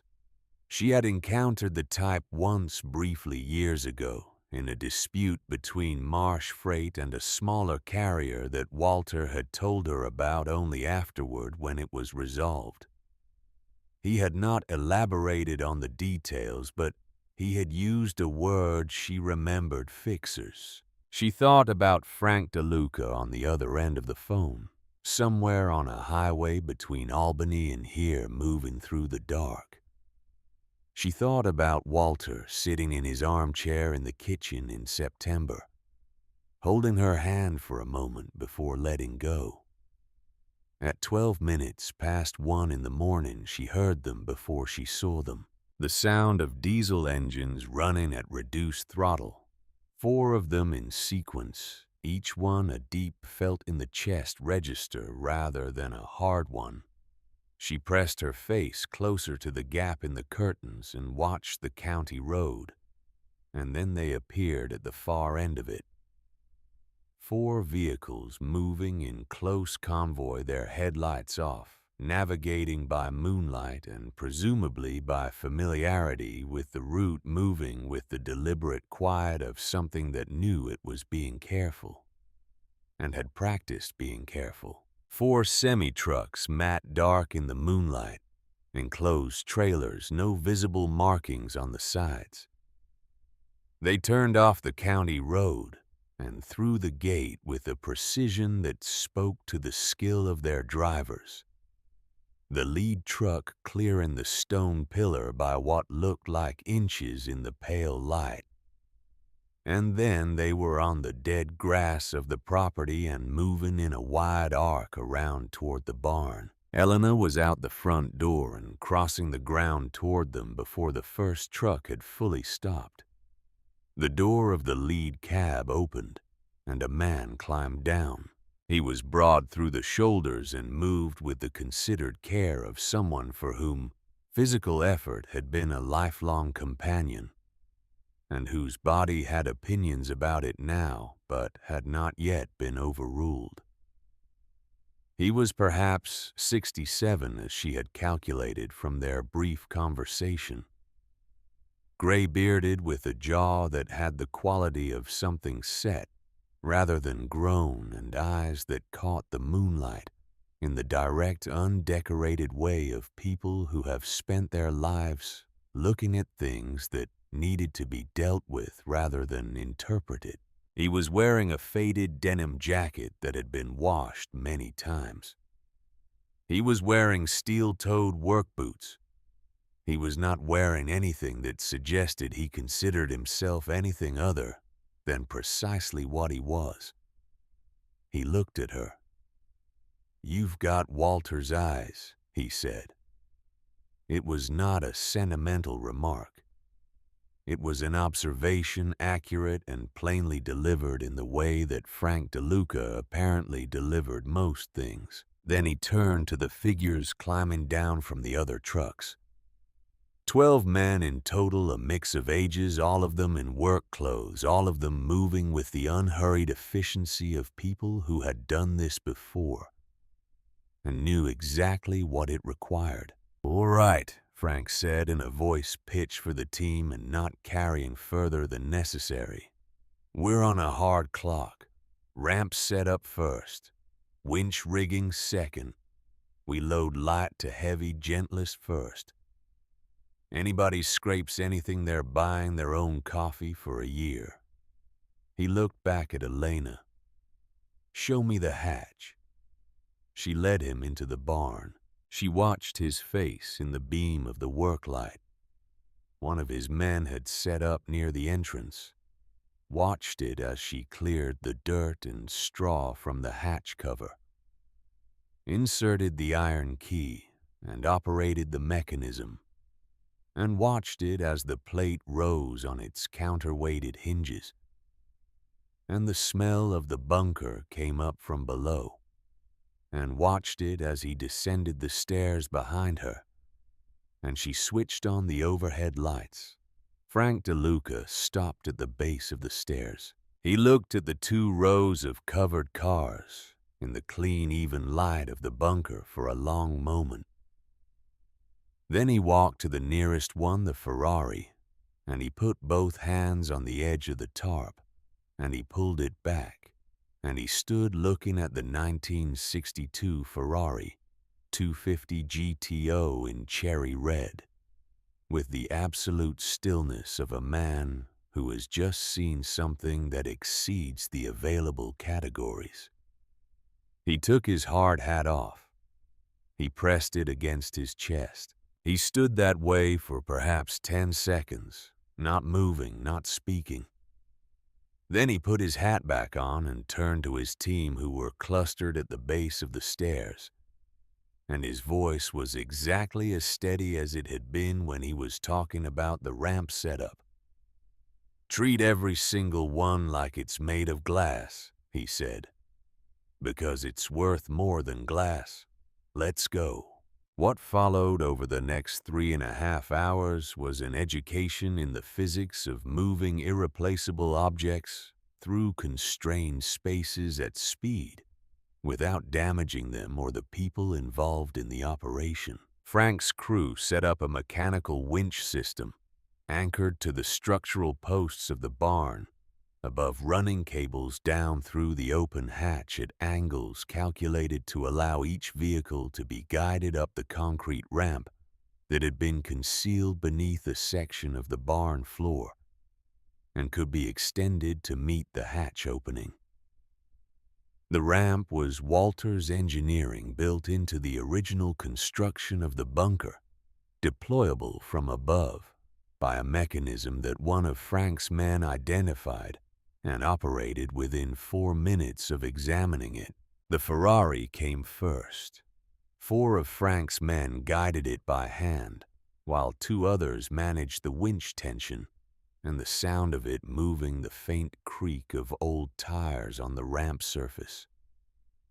The whisper of the winch cable under load was the quietest sound in the barn, everything else being held in suspension while it was in progress. It came through the hatch and onto the barn floor as if it were being born, rather than moved. And then it was on the enclosed trailer of the first truck, within 20 minutes of the operation beginning, strapped and blocked with materials Frank's crew had brought, specifically for the purpose, cocooned against any movement. The Shelby, the Aston Martin, the Gullwing. One by one, with intervals of coordinated effort and near silence between them, Elena helped where she could. She held lines, steadied the nose of one vehicle as it crested the ramp, ran to the trailer and back with equipment when Frank called for it. She was not useful, in the way his experienced crew was useful. But she was present and she was trying, and Frank let her do it without comment, which she understood was his version of acknowledgement. The GT40 came up at roughly 3 in the morning. Then a Porsche 550 Spider that she had not properly registered during her first pass through the bunker. Its silver body so small and low that it looked almost miniature next to the larger cars. Its racing history dense with the kind of speed that small machines sometimes achieve, precisely because they have nothing extraneous to carry. 11 cars loaded. The Jaguar XKSS, the midnight blue one, the rarest thing in the room. One of 16 ever built, was halfway up the ramp when the winch mechanism caught. The sound it made was a mechanical stutter, a brief repeating failure of engagement in the ratchet system, and the car stopped moving, suspended on the ramp at an angle held by the tension of the cable, but going neither forward nor back. Frank was at the winch within 4 seconds. 2 of his men were at the nose of the car with guide straps. Nobody spoke above a murmur. They worked the problem for 22 minutes. 22 minutes during which Elena stood near the barn entrance and watched the county road and tried to keep her breathing even and could not quite manage it. The Jaguar sat on the ramp and the moonlight came through the gap where the old barn doors had been, and the cold moved through the space freely, and nobody rushed. Frank disassembled a component of the winch mechanism, cleaned the engagement pal of ice crystal contamination that had formed in the mechanism during the hours of operation in the cold barn, reassembled it, tested it by hand, and resumed the operation. The Jaguar moved again. It came up smoothly as if apologizing for the trouble and was on the final trailer in 6 minutes. 4 trucks, 12 cars, 4 a.m. Frank appeared beside her at the barn entrance, pulling on a pair of insulated work gloves. 20 minutes for lashing final checks and we're ready to roll, he said. Elena nodded. She was about to say something when the light happened. It came from the far end of the county road. Not the steady approach of a car at a distance, but the sudden sweep of headlights turning at speed off Route 9, followed by the low, smooth sound of a vehicle with a powerful engine and road-tuned suspension, moving fast on a surface it was not designed for. The headlights caught the rusted gate in their sweep and continued, and the vehicle slowed slightly, but did not stop. A black Cadillac Escalade came through the gate. Frank put his hand on her arm, not to restrain her, just to indicate that he had seen it. "Let it come," he said quietly.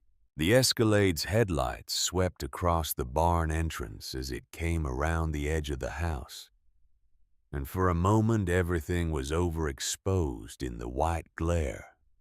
The 4 dark trucks, the open barn, the 2 of them standing at its entrance, Frank's crew moving with controlled urgency to finish their loading checks.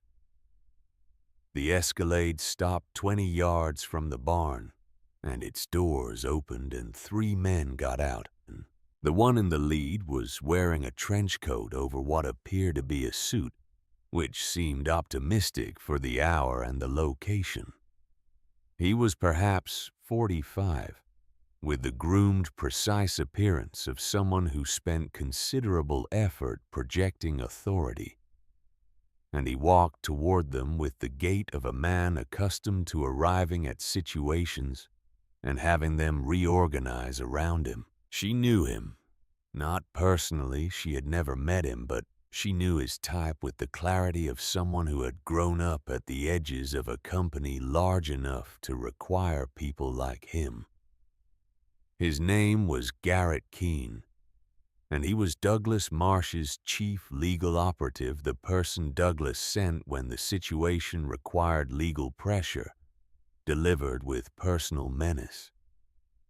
And she knew this because Harlan Novak had once mentioned his name to Walter in a conversation she had overheard from the hallway outside Walter's kitchen years ago. And Walter had said simply and without elaboration, "He is very good at what he does.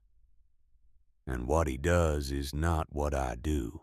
Keene swept his flashlight across the scene. He took in the trucks, the open hatch visible through the barn entrance, the remaining equipment his light could reach. His expression did not change significantly. He was practiced at not letting his expressions change significantly. But something moved behind his eyes that was almost certainly recalculation. "Stop," he said. His voice was clear and flat and accustomed to being obeyed. "All operations cease immediately. By order of the estate of Walter Hargrove Marsh, this property and all contents therein are subject to a provisional legal freeze pending estate proceedings. Anyone who continues loading or moving any material from this property is subject to criminal prosecution for theft and interference with estate assets." Frank's crew had stopped. They were standing beside the trucks and near the trailer ramps, holding where they were watching. Frank himself had not moved from Elena's side. Keene approached until he was perhaps 10 feet from her, close enough that the cold was visible between them in the form of exhaled breath. He reached into his coat and produced a folded document. "This is an emergency injunction," he said, extending it toward her. "Signed 2 hours ago by a judge in Albany County. It covers the physical structure, the grounds, and all contents. Everything you've moved from this property tonight is stolen property, and you are personally liable for its removal." He was looking at her with the confident patience of someone who has produced this specific effect in people before and knows what comes next. The deflation, the uncertainty, the reaching for a phone to call a lawyer, the gradual recognition that the machinery of legal consequence is large and slow and expensive to oppose. Elena did not reach for the injunction. She looked at him for a moment, and then she reached into the inside pocket of her coat and removed a set of documents she had retrieved from the glove compartment of the Ferrari during the loading operation. The documents she had found there when she found the note on the passenger seat, sealed in a waterproof envelope that had been taped inside the compartment with the kind of care given to things that need to be found by the right person at the right time. She held them out to Garrett Keene. "Call the police," she said. Her voice was even. She had not planned the evenness. It arrived on its own from somewhere. She didn't fully know she had. "Call whoever you want, but read those first." Keene looked at the documents. He looked at her. He took them. He unfolded them in the beam of his flashlight. Frank DeLuca stood beside Elena without speaking, his hands at his sides, his presence simply itself. A large, solid, unhurried thing that had been in difficult situations before and had found its way through them by remaining exactly what it was. The county road was empty. The barn behind them breathed cold air. The 4 dark trucks sat on the dead grass of Ironwood Farm, with their cargo secured and their engines cold. Garrett Keene read, He read the first page, and then he turned to the second, and Elena watched his face in the flashlight glow, the face of a man who was very good at what he did, encountering something that required him to revise what he had been told in real time, with the person who had handed it to him watching him do it. The confidence did not leave his face all at once. It left in increments. He reached the third page, and he stopped. He stood very still with the documents in his hand, and the cold moved around all of them, and somewhere in the tree line at the edge of the Ironwood property, the same crow she had heard earlier made a single sound and went quiet again. Keen looked up from the documents. He looked at Elena with an expression she had not seen on him when he arrived, something that was not quite uncertainty, because a man like Garrett Keene did not do uncertainty but was the next closest thing. A reassessment. A recognition that the situation was not the situation he had been sent to manage. He said nothing. Frank's crew, reading the shift in the air, the way experienced people read the air, began quietly completing their loading checks. The sounds were small and careful. The turn of a strap tightener, the soft compression of a trailer seal. Elena stood in the cold in front of Ironwood Farm, with the iron key still in her coat pocket and her grandfather's journal under her arm. And she waited for Garrett Keene to finish understanding what he had read. Garrett Keene stood in the cold for another 30 seconds after he finished reading. It was a specific kind of silence, not the silence of someone who had nothing to say, but the silence of someone who was rapidly and privately dismantling the structure of assumptions he had arrived with and trying to determine what could be salvaged from the wreckage. Elena had watched people do this before in smaller contexts, in classroom disputes, when a student discovered that the argument they had committed to was built on a premise that did not hold. The process looked the same regardless of scale. The stillness, the controlled breathing, the eyes moving slightly as internal recalculation happened behind them. Keene folded the documents carefully. He did not hand them back. He held them at his side and looked at Elena with the expression of someone who had arrived at a door expecting it to open in one direction and had found that it opened in the other. "Where did you get these?" he asked. "From the car," she said. He looked past her at the barn, at the dark opening of the hatch, at the 4 trucks sitting on the dead grass with their trailers sealed and their cargo secured. "You'll be hearing from us," he said.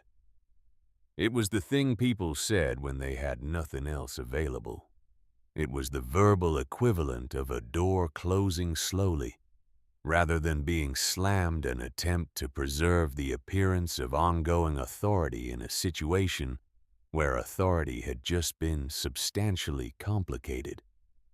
Elena recognized it for what it was and said nothing in return because there was nothing useful to add. Keene turned. His 2 associates, who had stood throughout the exchange with the posture of men paid to look capable of action and relieved not to be required to demonstrate it, turned with him. They walked back to the Escalade. The doors closed. The engine started. The headlights came on. The Escalade drove back through the gate and turned onto the county road and disappeared. Frank watched it go. Then he turned to his crew.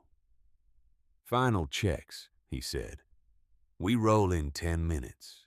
Elena leaned against the exterior wall of the barn and let herself breathe all the way out for the first time since the headlights had appeared at the end of the road. The cold air moved through her lungs, and she was aware very precisely of the weight of the iron key in her coat pocket, and the journal under her arm, and the fact that she had not slept in something approaching 40 hours. Frank appeared beside her. "You did well," he said. It was not an elaborate compliment. Coming from Frank DeLuca, she suspected it was not intended to be. "Where are you taking them?" she asked. "Climate-controlled facility outside of Saratoga. Walter arranged the contract 5 years ago, same time he set up the retainer." He paused.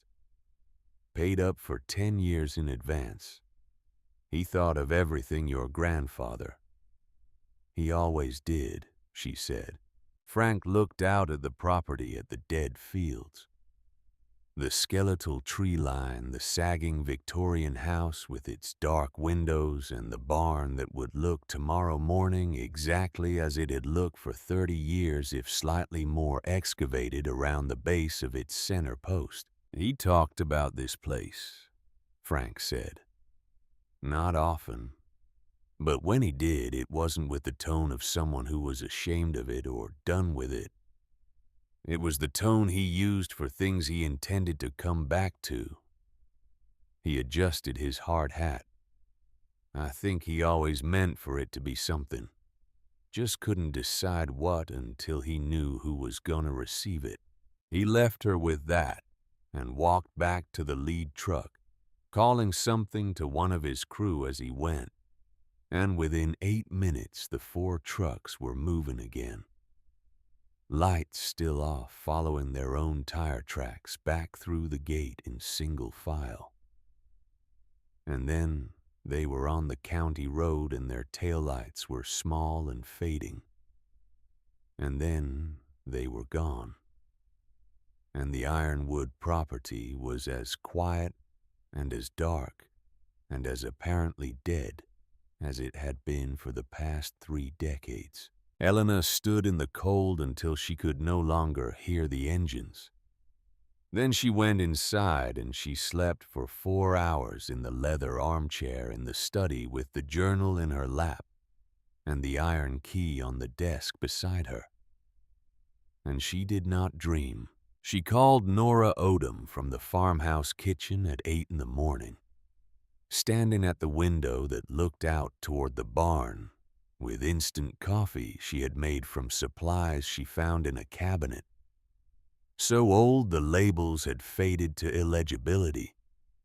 Drinking it anyway because she needed the warmth and the pretense of ordinary routine that a cup of something hot provides. Nora Odom was not a person who needed much context before she understood a situation. Elena had been referred to her 3 years ago by a colleague whose brother had gone through a difficult estate dispute in Connecticut, and she had retained her briefly at that time for a small matter that never became large enough to require serious legal action. What she had taken from that experience was not the outcome satisfactory but unremarkable, but the quality of Nora's attention during the initial consultation. She had listened to everything Elena said without interrupting, and when Elena finished, she had asked 3 questions, each one more precise than the last. And by the end of the conversation, Elena had understood the situation she was in more clearly than she had before she sat down. That was, she had come to think the actual service a good lawyer provided, not the advocacy that came later, but the clarity that made the advocacy possible. She told Nora everything: the reading, the farm, Novak's message, the drive, the desk, the journal, the key, the bunker, the cars, the documents from the Ferrari's glove compartment, the Margaret Trust, Crestline Holdings on the utility panel, Garrett Keene in the barn at 4 in the morning. Nora did not interrupt. When Elena finished, there was a brief silence, and then Nora spoke in the even slightly rapid tone she used when she was already 3 steps ahead of the conversation. "Don't touch anything else on the property," she said. "Don't respond to Douglas directly. Don't respond to Keene. If anyone calls you from any number you don't recognize, don't answer it. I need 48 hours.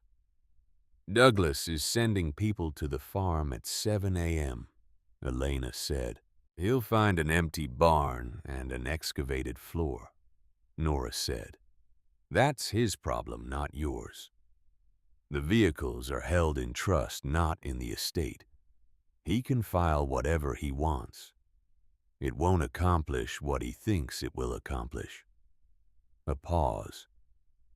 The Margaret Trust document you found, I need the original and I need it today. Can you drive it to my office? I can leave in 20 minutes. Drive carefully, Nora said, and the call ended.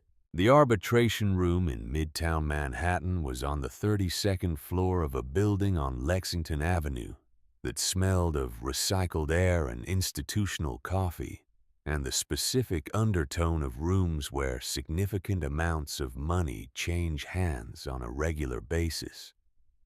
The chairs were leather. The table was glass over steel. The view through the tall windows was of other tall windows. Douglas arrived with 3 attorneys arranged around him like a formation. 2 men and a woman, all of them in their 40s, all of them carrying the composed, slightly predatory energy of very expensive legal talent that has been told it is needed and has arrived ready to be needed. He had dressed for the occasion with characteristic precision. A dark navy suit, a tie the color of slate cufflinks that caught the overhead light in small controlled flashes. He entered the room without looking at Elena and chose the chair at the head of the table. He had not changed in the week since the reading. He still moved with the assumption of arriving at places that had been waiting for him. He still wore the expression of a man who found the proceedings around him somewhat beneath his actual concerns, but was willing to engage with them as a professional courtesy. Garrett Keene sat 2 chairs to his right. He had also not changed in the days since she had last seen him in a barn in upstate New York in the middle of the night. But something was different. In the way he sat, a slight containment, a quality of stillness that had not been there in the open air of Ironwood Farm when he had been the one holding the documents and she had been the one waiting. He knew something Douglas didn't know yet. She could see it in the way he was not quite looking at his client. Nora Odom sat to Elena's left with a leather portfolio on the table in front of her, and nothing else. She had short, dark hair and wore rectangular glasses and a charcoal blazer, and she had the composed economy of movement of someone who understood that the way you occupy space in a room like this is itself a form of communication. Elena sat with her hands folded on the table and her grandfather's journal resting to her right. Not inside a briefcase, not tucked away, simply there, visible on the surface of the table in the way that objects are sometimes present in a room, not as evidence but as weight. The mediator, a neutral attorney, silver-haired, experienced in the specific art of managing rooms where people have come to disagree, expensively opened the proceedings and invited Douglas's team to present their position. Douglas's lead attorney, a man named Prentice, whose confidence arrived slightly ahead of him when he moved, laid out the argument with the practiced fluency of a person who had told a version of this story before and had found it reliably effective. The estate of Walter Hargrove Marsh, he said, included all assets held or controlled by the deceased at the time of death. The discovery of undisclosed physical assets on estate property, namely the contents of the subterranean structure at Ironwood Farm, represented either an omission from or an irregularity in the estate's documented holdings. As majority beneficiary of the estate, Douglas Marsh had not only the right, but the legal obligation to ensure that all assets were properly accounted for and distributed according to the terms of the will and applicable estate law. The removal of physical assets from estate property prior to their documentation and valuation constituted at minimum interference with estate proceedings and at maximum criminal conversion of estate property. They were seeking an immediate injunction against any further disposition of the removed vehicles, the return of all vehicles to their original location pending valuation, and a court-supervised accounting of all assets held or previously held at Ironwood Farm. Prentice sat down with the satisfied air of a man who has said what he came to say. Douglas looked at Elena for the first time since he had entered the room. The look was brief and calibrated, the look of someone who expects to watch a resolution and finds the watching more satisfying than the resolution itself. The mediator turned to Nora. Nora opened her portfolio. She removed a single sheet of paper and placed it on the table facing the mediator, without raising her voice or changing her posture or doing anything that announced what was coming. The vehicles in question, she said, were not assets of the estate of Walter Hargrove Marsh. They were not held by Walter Marsh in his personal capacity at the time of his death. They were held in trust. She slid the sheet toward the mediator. The Margaret Cora Marsh Trust was established on the 14th of March, 1989 in the state of New York. The trust instrument names Walter Hargrove Marsh as sole trustee and Elena Catherine Marsh as sole and irrevocable beneficiary. The trust assets consist of 12 specified motor vehicles, identified by make, model, year, and vehicle identification number, which are listed in the attached schedule. She removed a second sheet and placed it alongside the first. The vehicles were acquired by the trust between 1989 and 2017 through private transactions documented in the trust records. They have been held in trust storage continuously since their acquisition. They have never been personal assets of the estate. The silence that followed was different in quality from the silence after the mediator had opened the session. That silence had been the silence of a room preparing to hear things. This silence was the silence of a room adjusting to something it had not prepared for. Douglas was looking at the paper. His face had not yet changed in any dramatic way, but something in the arrangement of it had shifted a slight tightening, the smallest possible reconfiguration of the muscles around his jaw and eyes that happened when the frame around a situation suddenly no longer fit the picture inside it. Prentice leaned toward him and murmured something. Douglas did not respond. Keen, Elena noticed, was looking at his hands. The mediator reviewed the trust instrument with the professional care of someone who had seen a great many documents and understood that the ones that mattered were the ones that arrived quietly rather than with announcement. He looked up. He looked at Prentice. "Counsel," he said, with the neutrality of a man who has been in this room a long time, "your position as stated would appear to presuppose that the vehicles in question are estate assets. In light of this documentation, do you wish to modify your position?" Prentice asked for a 10-minute recess. The mediator granted it. In the corridor outside the arbitration room, Elena stood at the window and looked at the city below the ordinary traffic of a Tuesday morning in Manhattan. Yellow cabs and delivery trucks and people crossing against the lights. All of it continuing at its regular pace, indifferent to what was happening 32 floors above it. Nora stood beside her with a cup of water, saying nothing, which was one of the things Elena had come to appreciate most about her. After a moment, Elena said, "He's going to make another argument." "Yes," Nora said. "The electricity." "Yes." "Walk me through it." Nora considered for a moment in the way she considered things, not performing consideration, but actually doing it.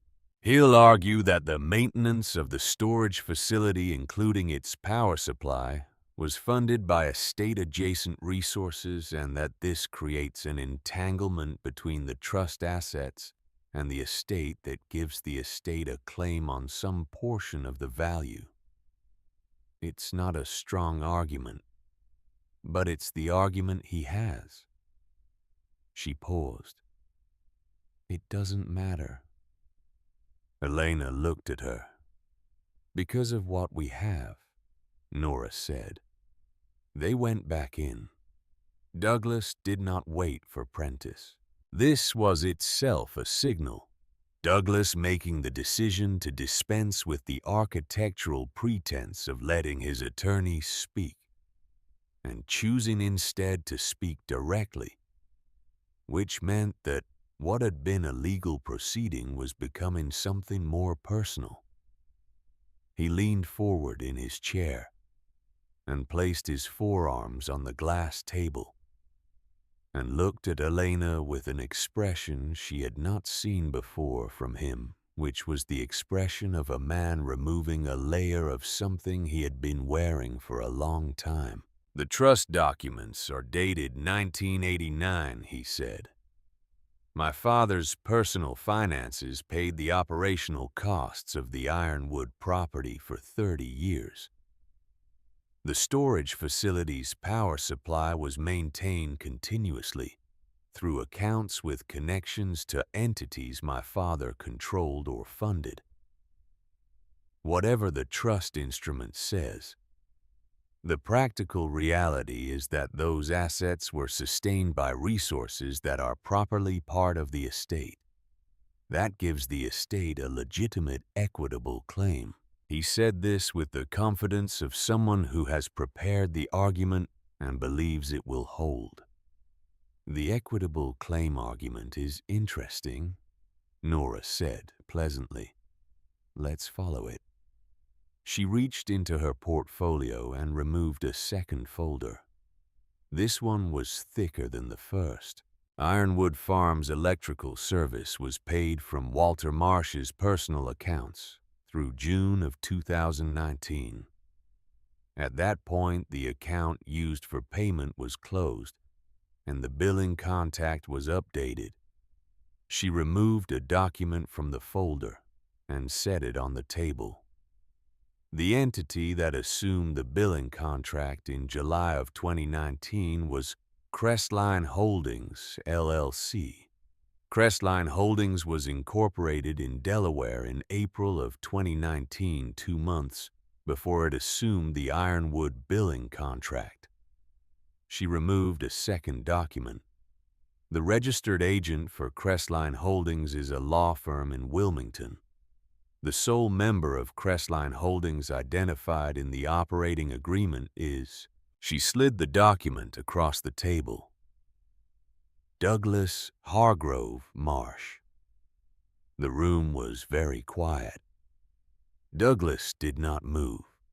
He was looking at the document with the stillness of a man who has heard a sound in a dark room and is determining whether it is what he thinks it is. Crestline Holdings paid the operational costs of the Ironwood storage facility from July 2019 through the present. Nora continued. Those payments were drawn from an account held in Crestline's name at a bank in Delaware. That account received its funding through a series of transfers originating from an operational account held by Marsh Freight Incorporated. She placed a third document on the table, a series of financial routing records, dense with numbers and dates and account identifiers. Marsh Freight Incorporated is a publicly traded company. Its operational accounts are corporate funds held in trust for shareholders.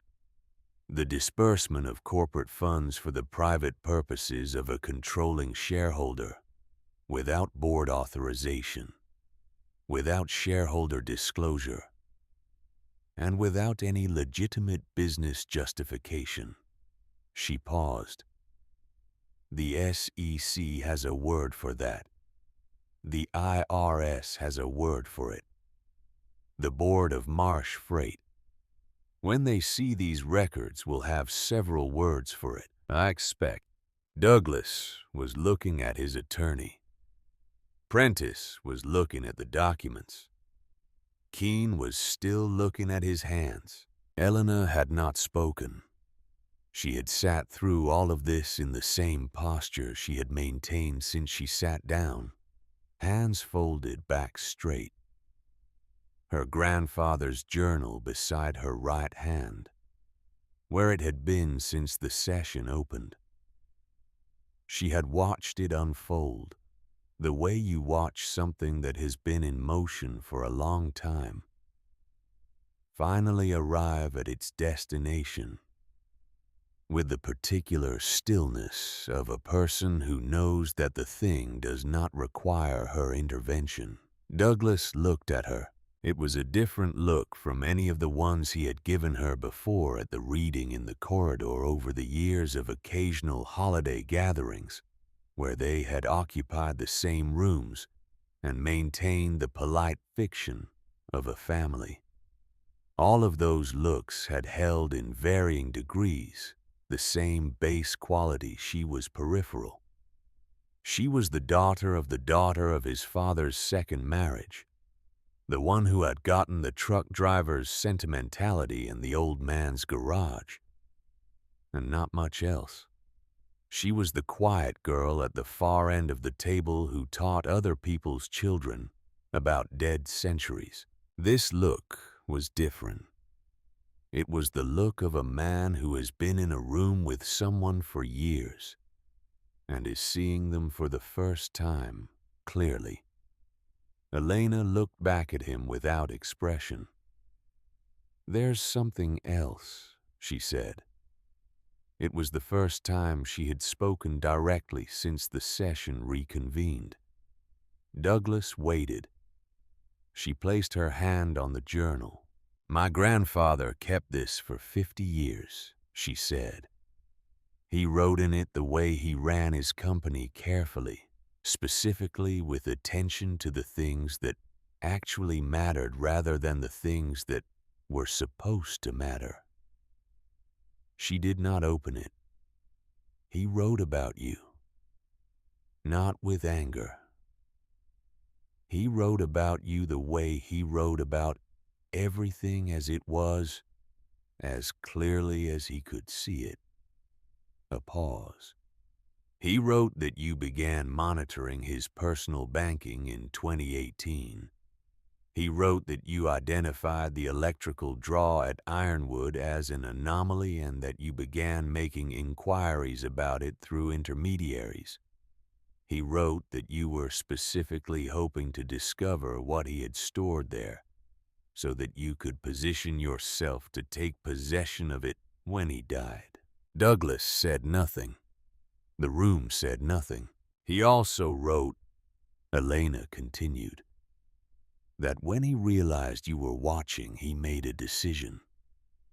He had been paying the Ironwood electrical bills personally out of pocket for 30 years.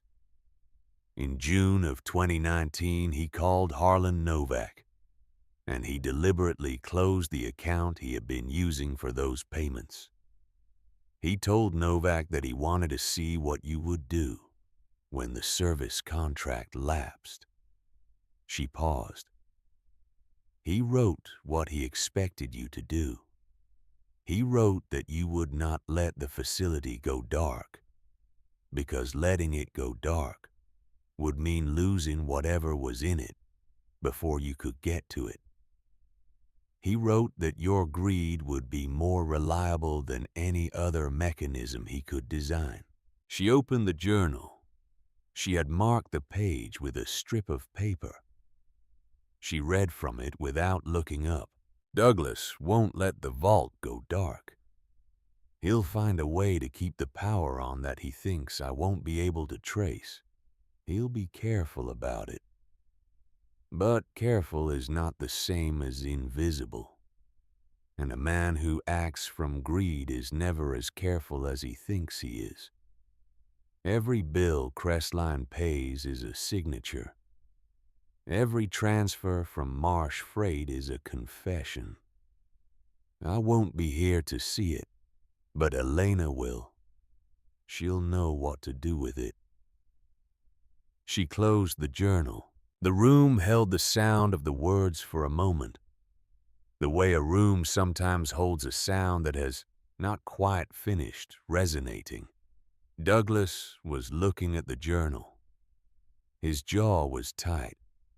The architecture of his face, which he had maintained with considerable discipline throughout the session, was showing in very small ways the stress of the load it was carrying.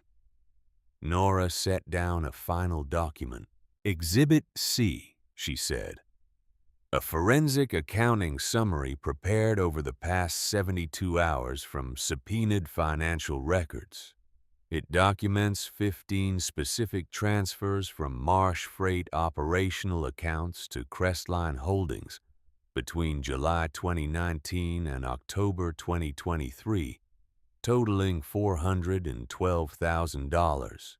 Each transfer is documented with routing information, authorization records, and the personal signature of Douglas Marsh as authorizing officer.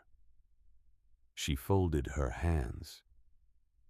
Your father didn't stumble onto a trap. He built one. He built it 5 years before he died, and he left the key to the person he trusted to use it correctly. Douglas looked at his attorney. Prentice had the expression of a man doing rapid and unfavorable arithmetic.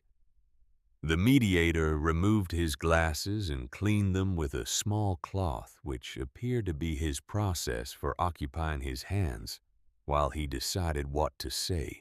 Nora placed a settlement agreement on the table. It was 3 pages and it had been prepared. Elena knew 2 days ago because Nora operated on the assumption that a well-constructed argument would produce a predictable result, and that the productive use of the time before the result arrived was to have the paperwork ready. Our terms are straightforward, Nora said. Douglas Marsh will withdraw all legal claims against the Margaret Trust, its assets, and Elena Marsh personally, with prejudice meaning he cannot bring them again. He will sign a binding document disavowing any present or future claim to the Ironwood property, the trust vehicles, or any asset associated with Elena Marsh's inheritance. He will authorize the return of Crestline Holdings financial records to Marsh Freight's accounting department for board review, and he will cooperate fully with any subsequent inquiry. She paused. In exchange, Elena Marsh will not initiate her own legal action and will not proactively deliver the Crestline documentation to the SEC, the IRS, or the Marsh Freight Board of Directors. That documentation will, however, be retained by our office and will be submitted in full without further notice if any party attempts to revisit these claims in any court or regulatory venue. She slid the settlement agreement to the center of the table. He has until end of business today, Nora said. Tomorrow it goes to the board. Douglas looked at the settlement agreement for a long time. The midtown traffic moved 32 floors below. The ventilation system ran its quiet, constant note through the room. Keene had not looked up from his hands in some time, and his stillness now had the quality of a man who had understood the shape of this outcome before it arrived, and was waiting with the patience of someone who has been in losing rooms before for the formality of it to complete. Prentice leaned toward Douglas and spoke quietly for perhaps 90 seconds. Douglas did not look at him while he spoke. He was looking at the settlement agreement, or he was looking at the table beneath it, or he was looking at something further away than either of those things. Something internal and unresolvable that no document in the room could reach. Douglas reached into his jacket and removed a pen. It was a Mont Blanc, the kind of pen that announces itself. He uncapped it and he signed the settlement agreement on the appropriate line which Nora had flagged with a small adhesive tab. And then he set the pen on the table without recapping it. And he stood up and he buttoned his jacket and he walked out of the room. He did not look at Elena when he left. He did not look at anyone. Keene gathered his own papers and followed. The two associate attorneys collected their materials with the practiced economy of people who have learned to pack up and leave without making the departure feel like what it is. They filed out and the door closed behind them. And then the mediator thanked Nora for a well-prepared presentation and began gathering his own things. And then he left too. And it was just Elena and Nora in the room with the glass table and the tall windows and the city going about its business below. Nora picked up the signed agreement and examined the signature line with the calm satisfaction of someone confirming a fact that was already known. Elena set her hand flat on the cover of the journal. She sat like that for a moment, not doing anything with her hands, not reaching for her phone, not reviewing the events of the past week in any conscious way. Just sitting with her hand on the journal in the quiet room. She thought about a man who had known 5 years before the end exactly what would happen, who had chosen not to fight his son directly, not to expose him through attorneys or accountants or board meetings, but to do something more patient and more precise, to wait and to watch and to arrange the conditions under which the truth would surface on its own, propelled by the thing Douglas could not control, which was his own nature. Walter Marsh had spent 60 years understanding that the most reliable force in any complex situation was the one that emerged from character. His own character, other people's character, the consistent, predictable behaviors that came from who people fundamentally were when the pressure was applied in exactly the right place, at exactly the right time. He had left Douglas his company, his paper empire, his glass towers, his balance sheets.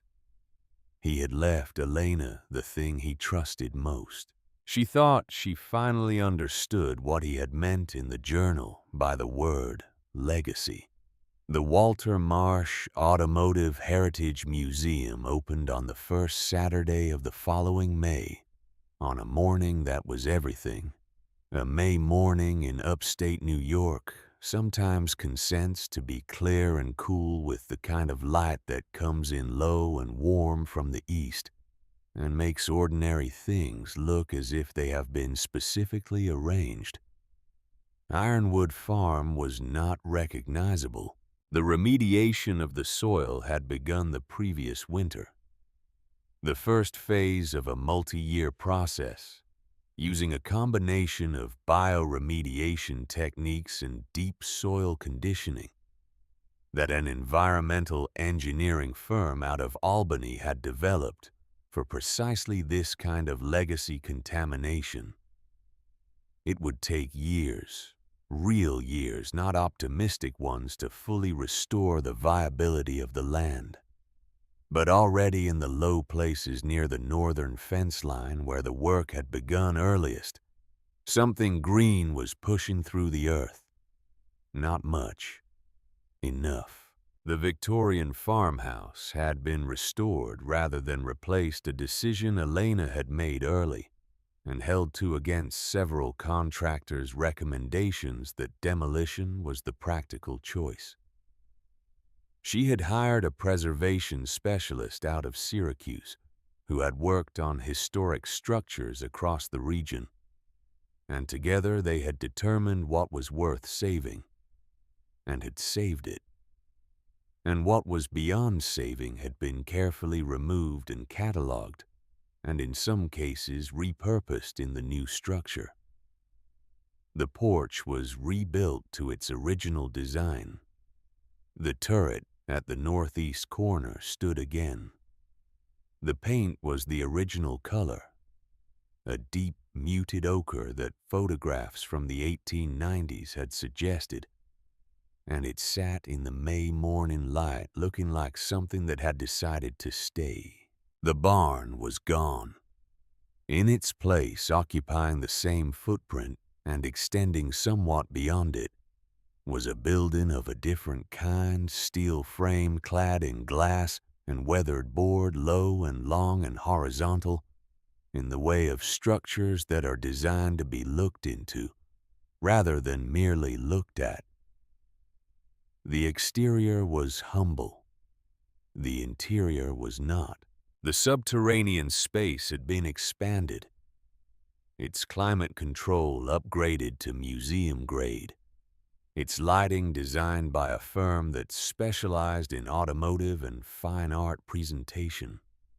The ramp and hatch system that Walter had built for concealment had been redesigned for access, wider, more gently graded built, to welcome rather than to hide.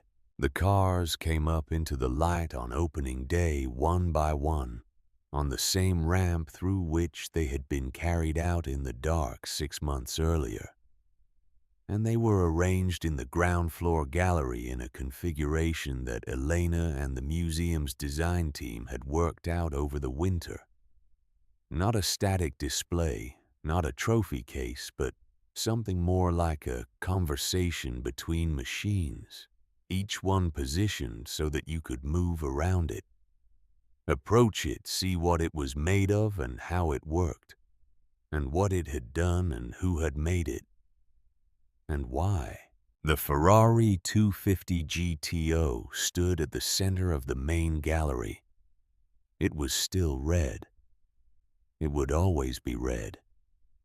The note from the passenger seat was framed on the wall beside it, mounted in archival glass, lit from above, with the same care given to the painting that hung in the next display bay.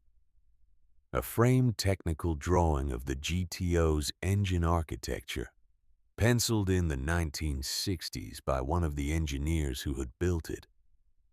The note was simple. 11 words in her grandfather's handwriting. Bought this the day Margaret graduated from Cornell. She never knew. People stood in front of it for a long time. Frank DeLuca arrived at 7 in the morning on opening day 2 hours before the public doors opened. He came alone in a pickup truck that had seen considerable use and had not been cleaned for the occasion. And he walked through the museum in the early quiet, before anyone else was there except Elena and the staff, his hands in the pockets of the same denim jacket, his hard hat absent, his work boots quiet on the polished floor. He stood in front of the Ferrari for a long time, as he had stood in the bunker on the night they first moved it. He did not take his hat off this time because he was not wearing one. He just stood there, with his hands in his pockets, and looked at the car in the museum light, and his face held the expression of someone looking at something that has arrived after a long time at the place it was always supposed to be. Elena found him there. She stood beside him, and neither of them said anything for a moment. Walter would have hated the admission desk, Frank said finally. The design of it, too corporate. He'd have made it look like a freight office. There is no admission, Elena said. Frank glanced at her. It's free, she said. All of it. Vocational schools, trade programs, mechanics apprenticeship programs, free admission, free group tours, standing invitation. The endowment covers operations for the foreseeable future. Frank looked back at the Ferrari. Yeah, he said after a moment. That's right. He went to the seat near the front of the main gallery, the one facing the full spread of the room, and he sat down, and Elena left him there. Because she understood that he needed a moment in the particular way that people sometimes need a moment that is not interrupted. She went to the museum entrance. The doors were glass floor to ceiling, and through them, the May morning was doing what May mornings do, the light coming in at its low angle and catching everything it touched and making it specific and present in the way that things are only fully present when the light is exactly right. A school bus was pulling into the parking area. It was from a vocational training center in Kingston, 50 miles south, a school that trains students in automotive technology and precision manufacturing, and the practical arts of working with machines. The teacher who had organized the visit had emailed Elena 3 weeks ago, a long and slightly formal email explaining the program and the students, and what she hoped they might take from a visit. And Elena had written back and told her to come and bring whoever wanted to come. The bus doors opened.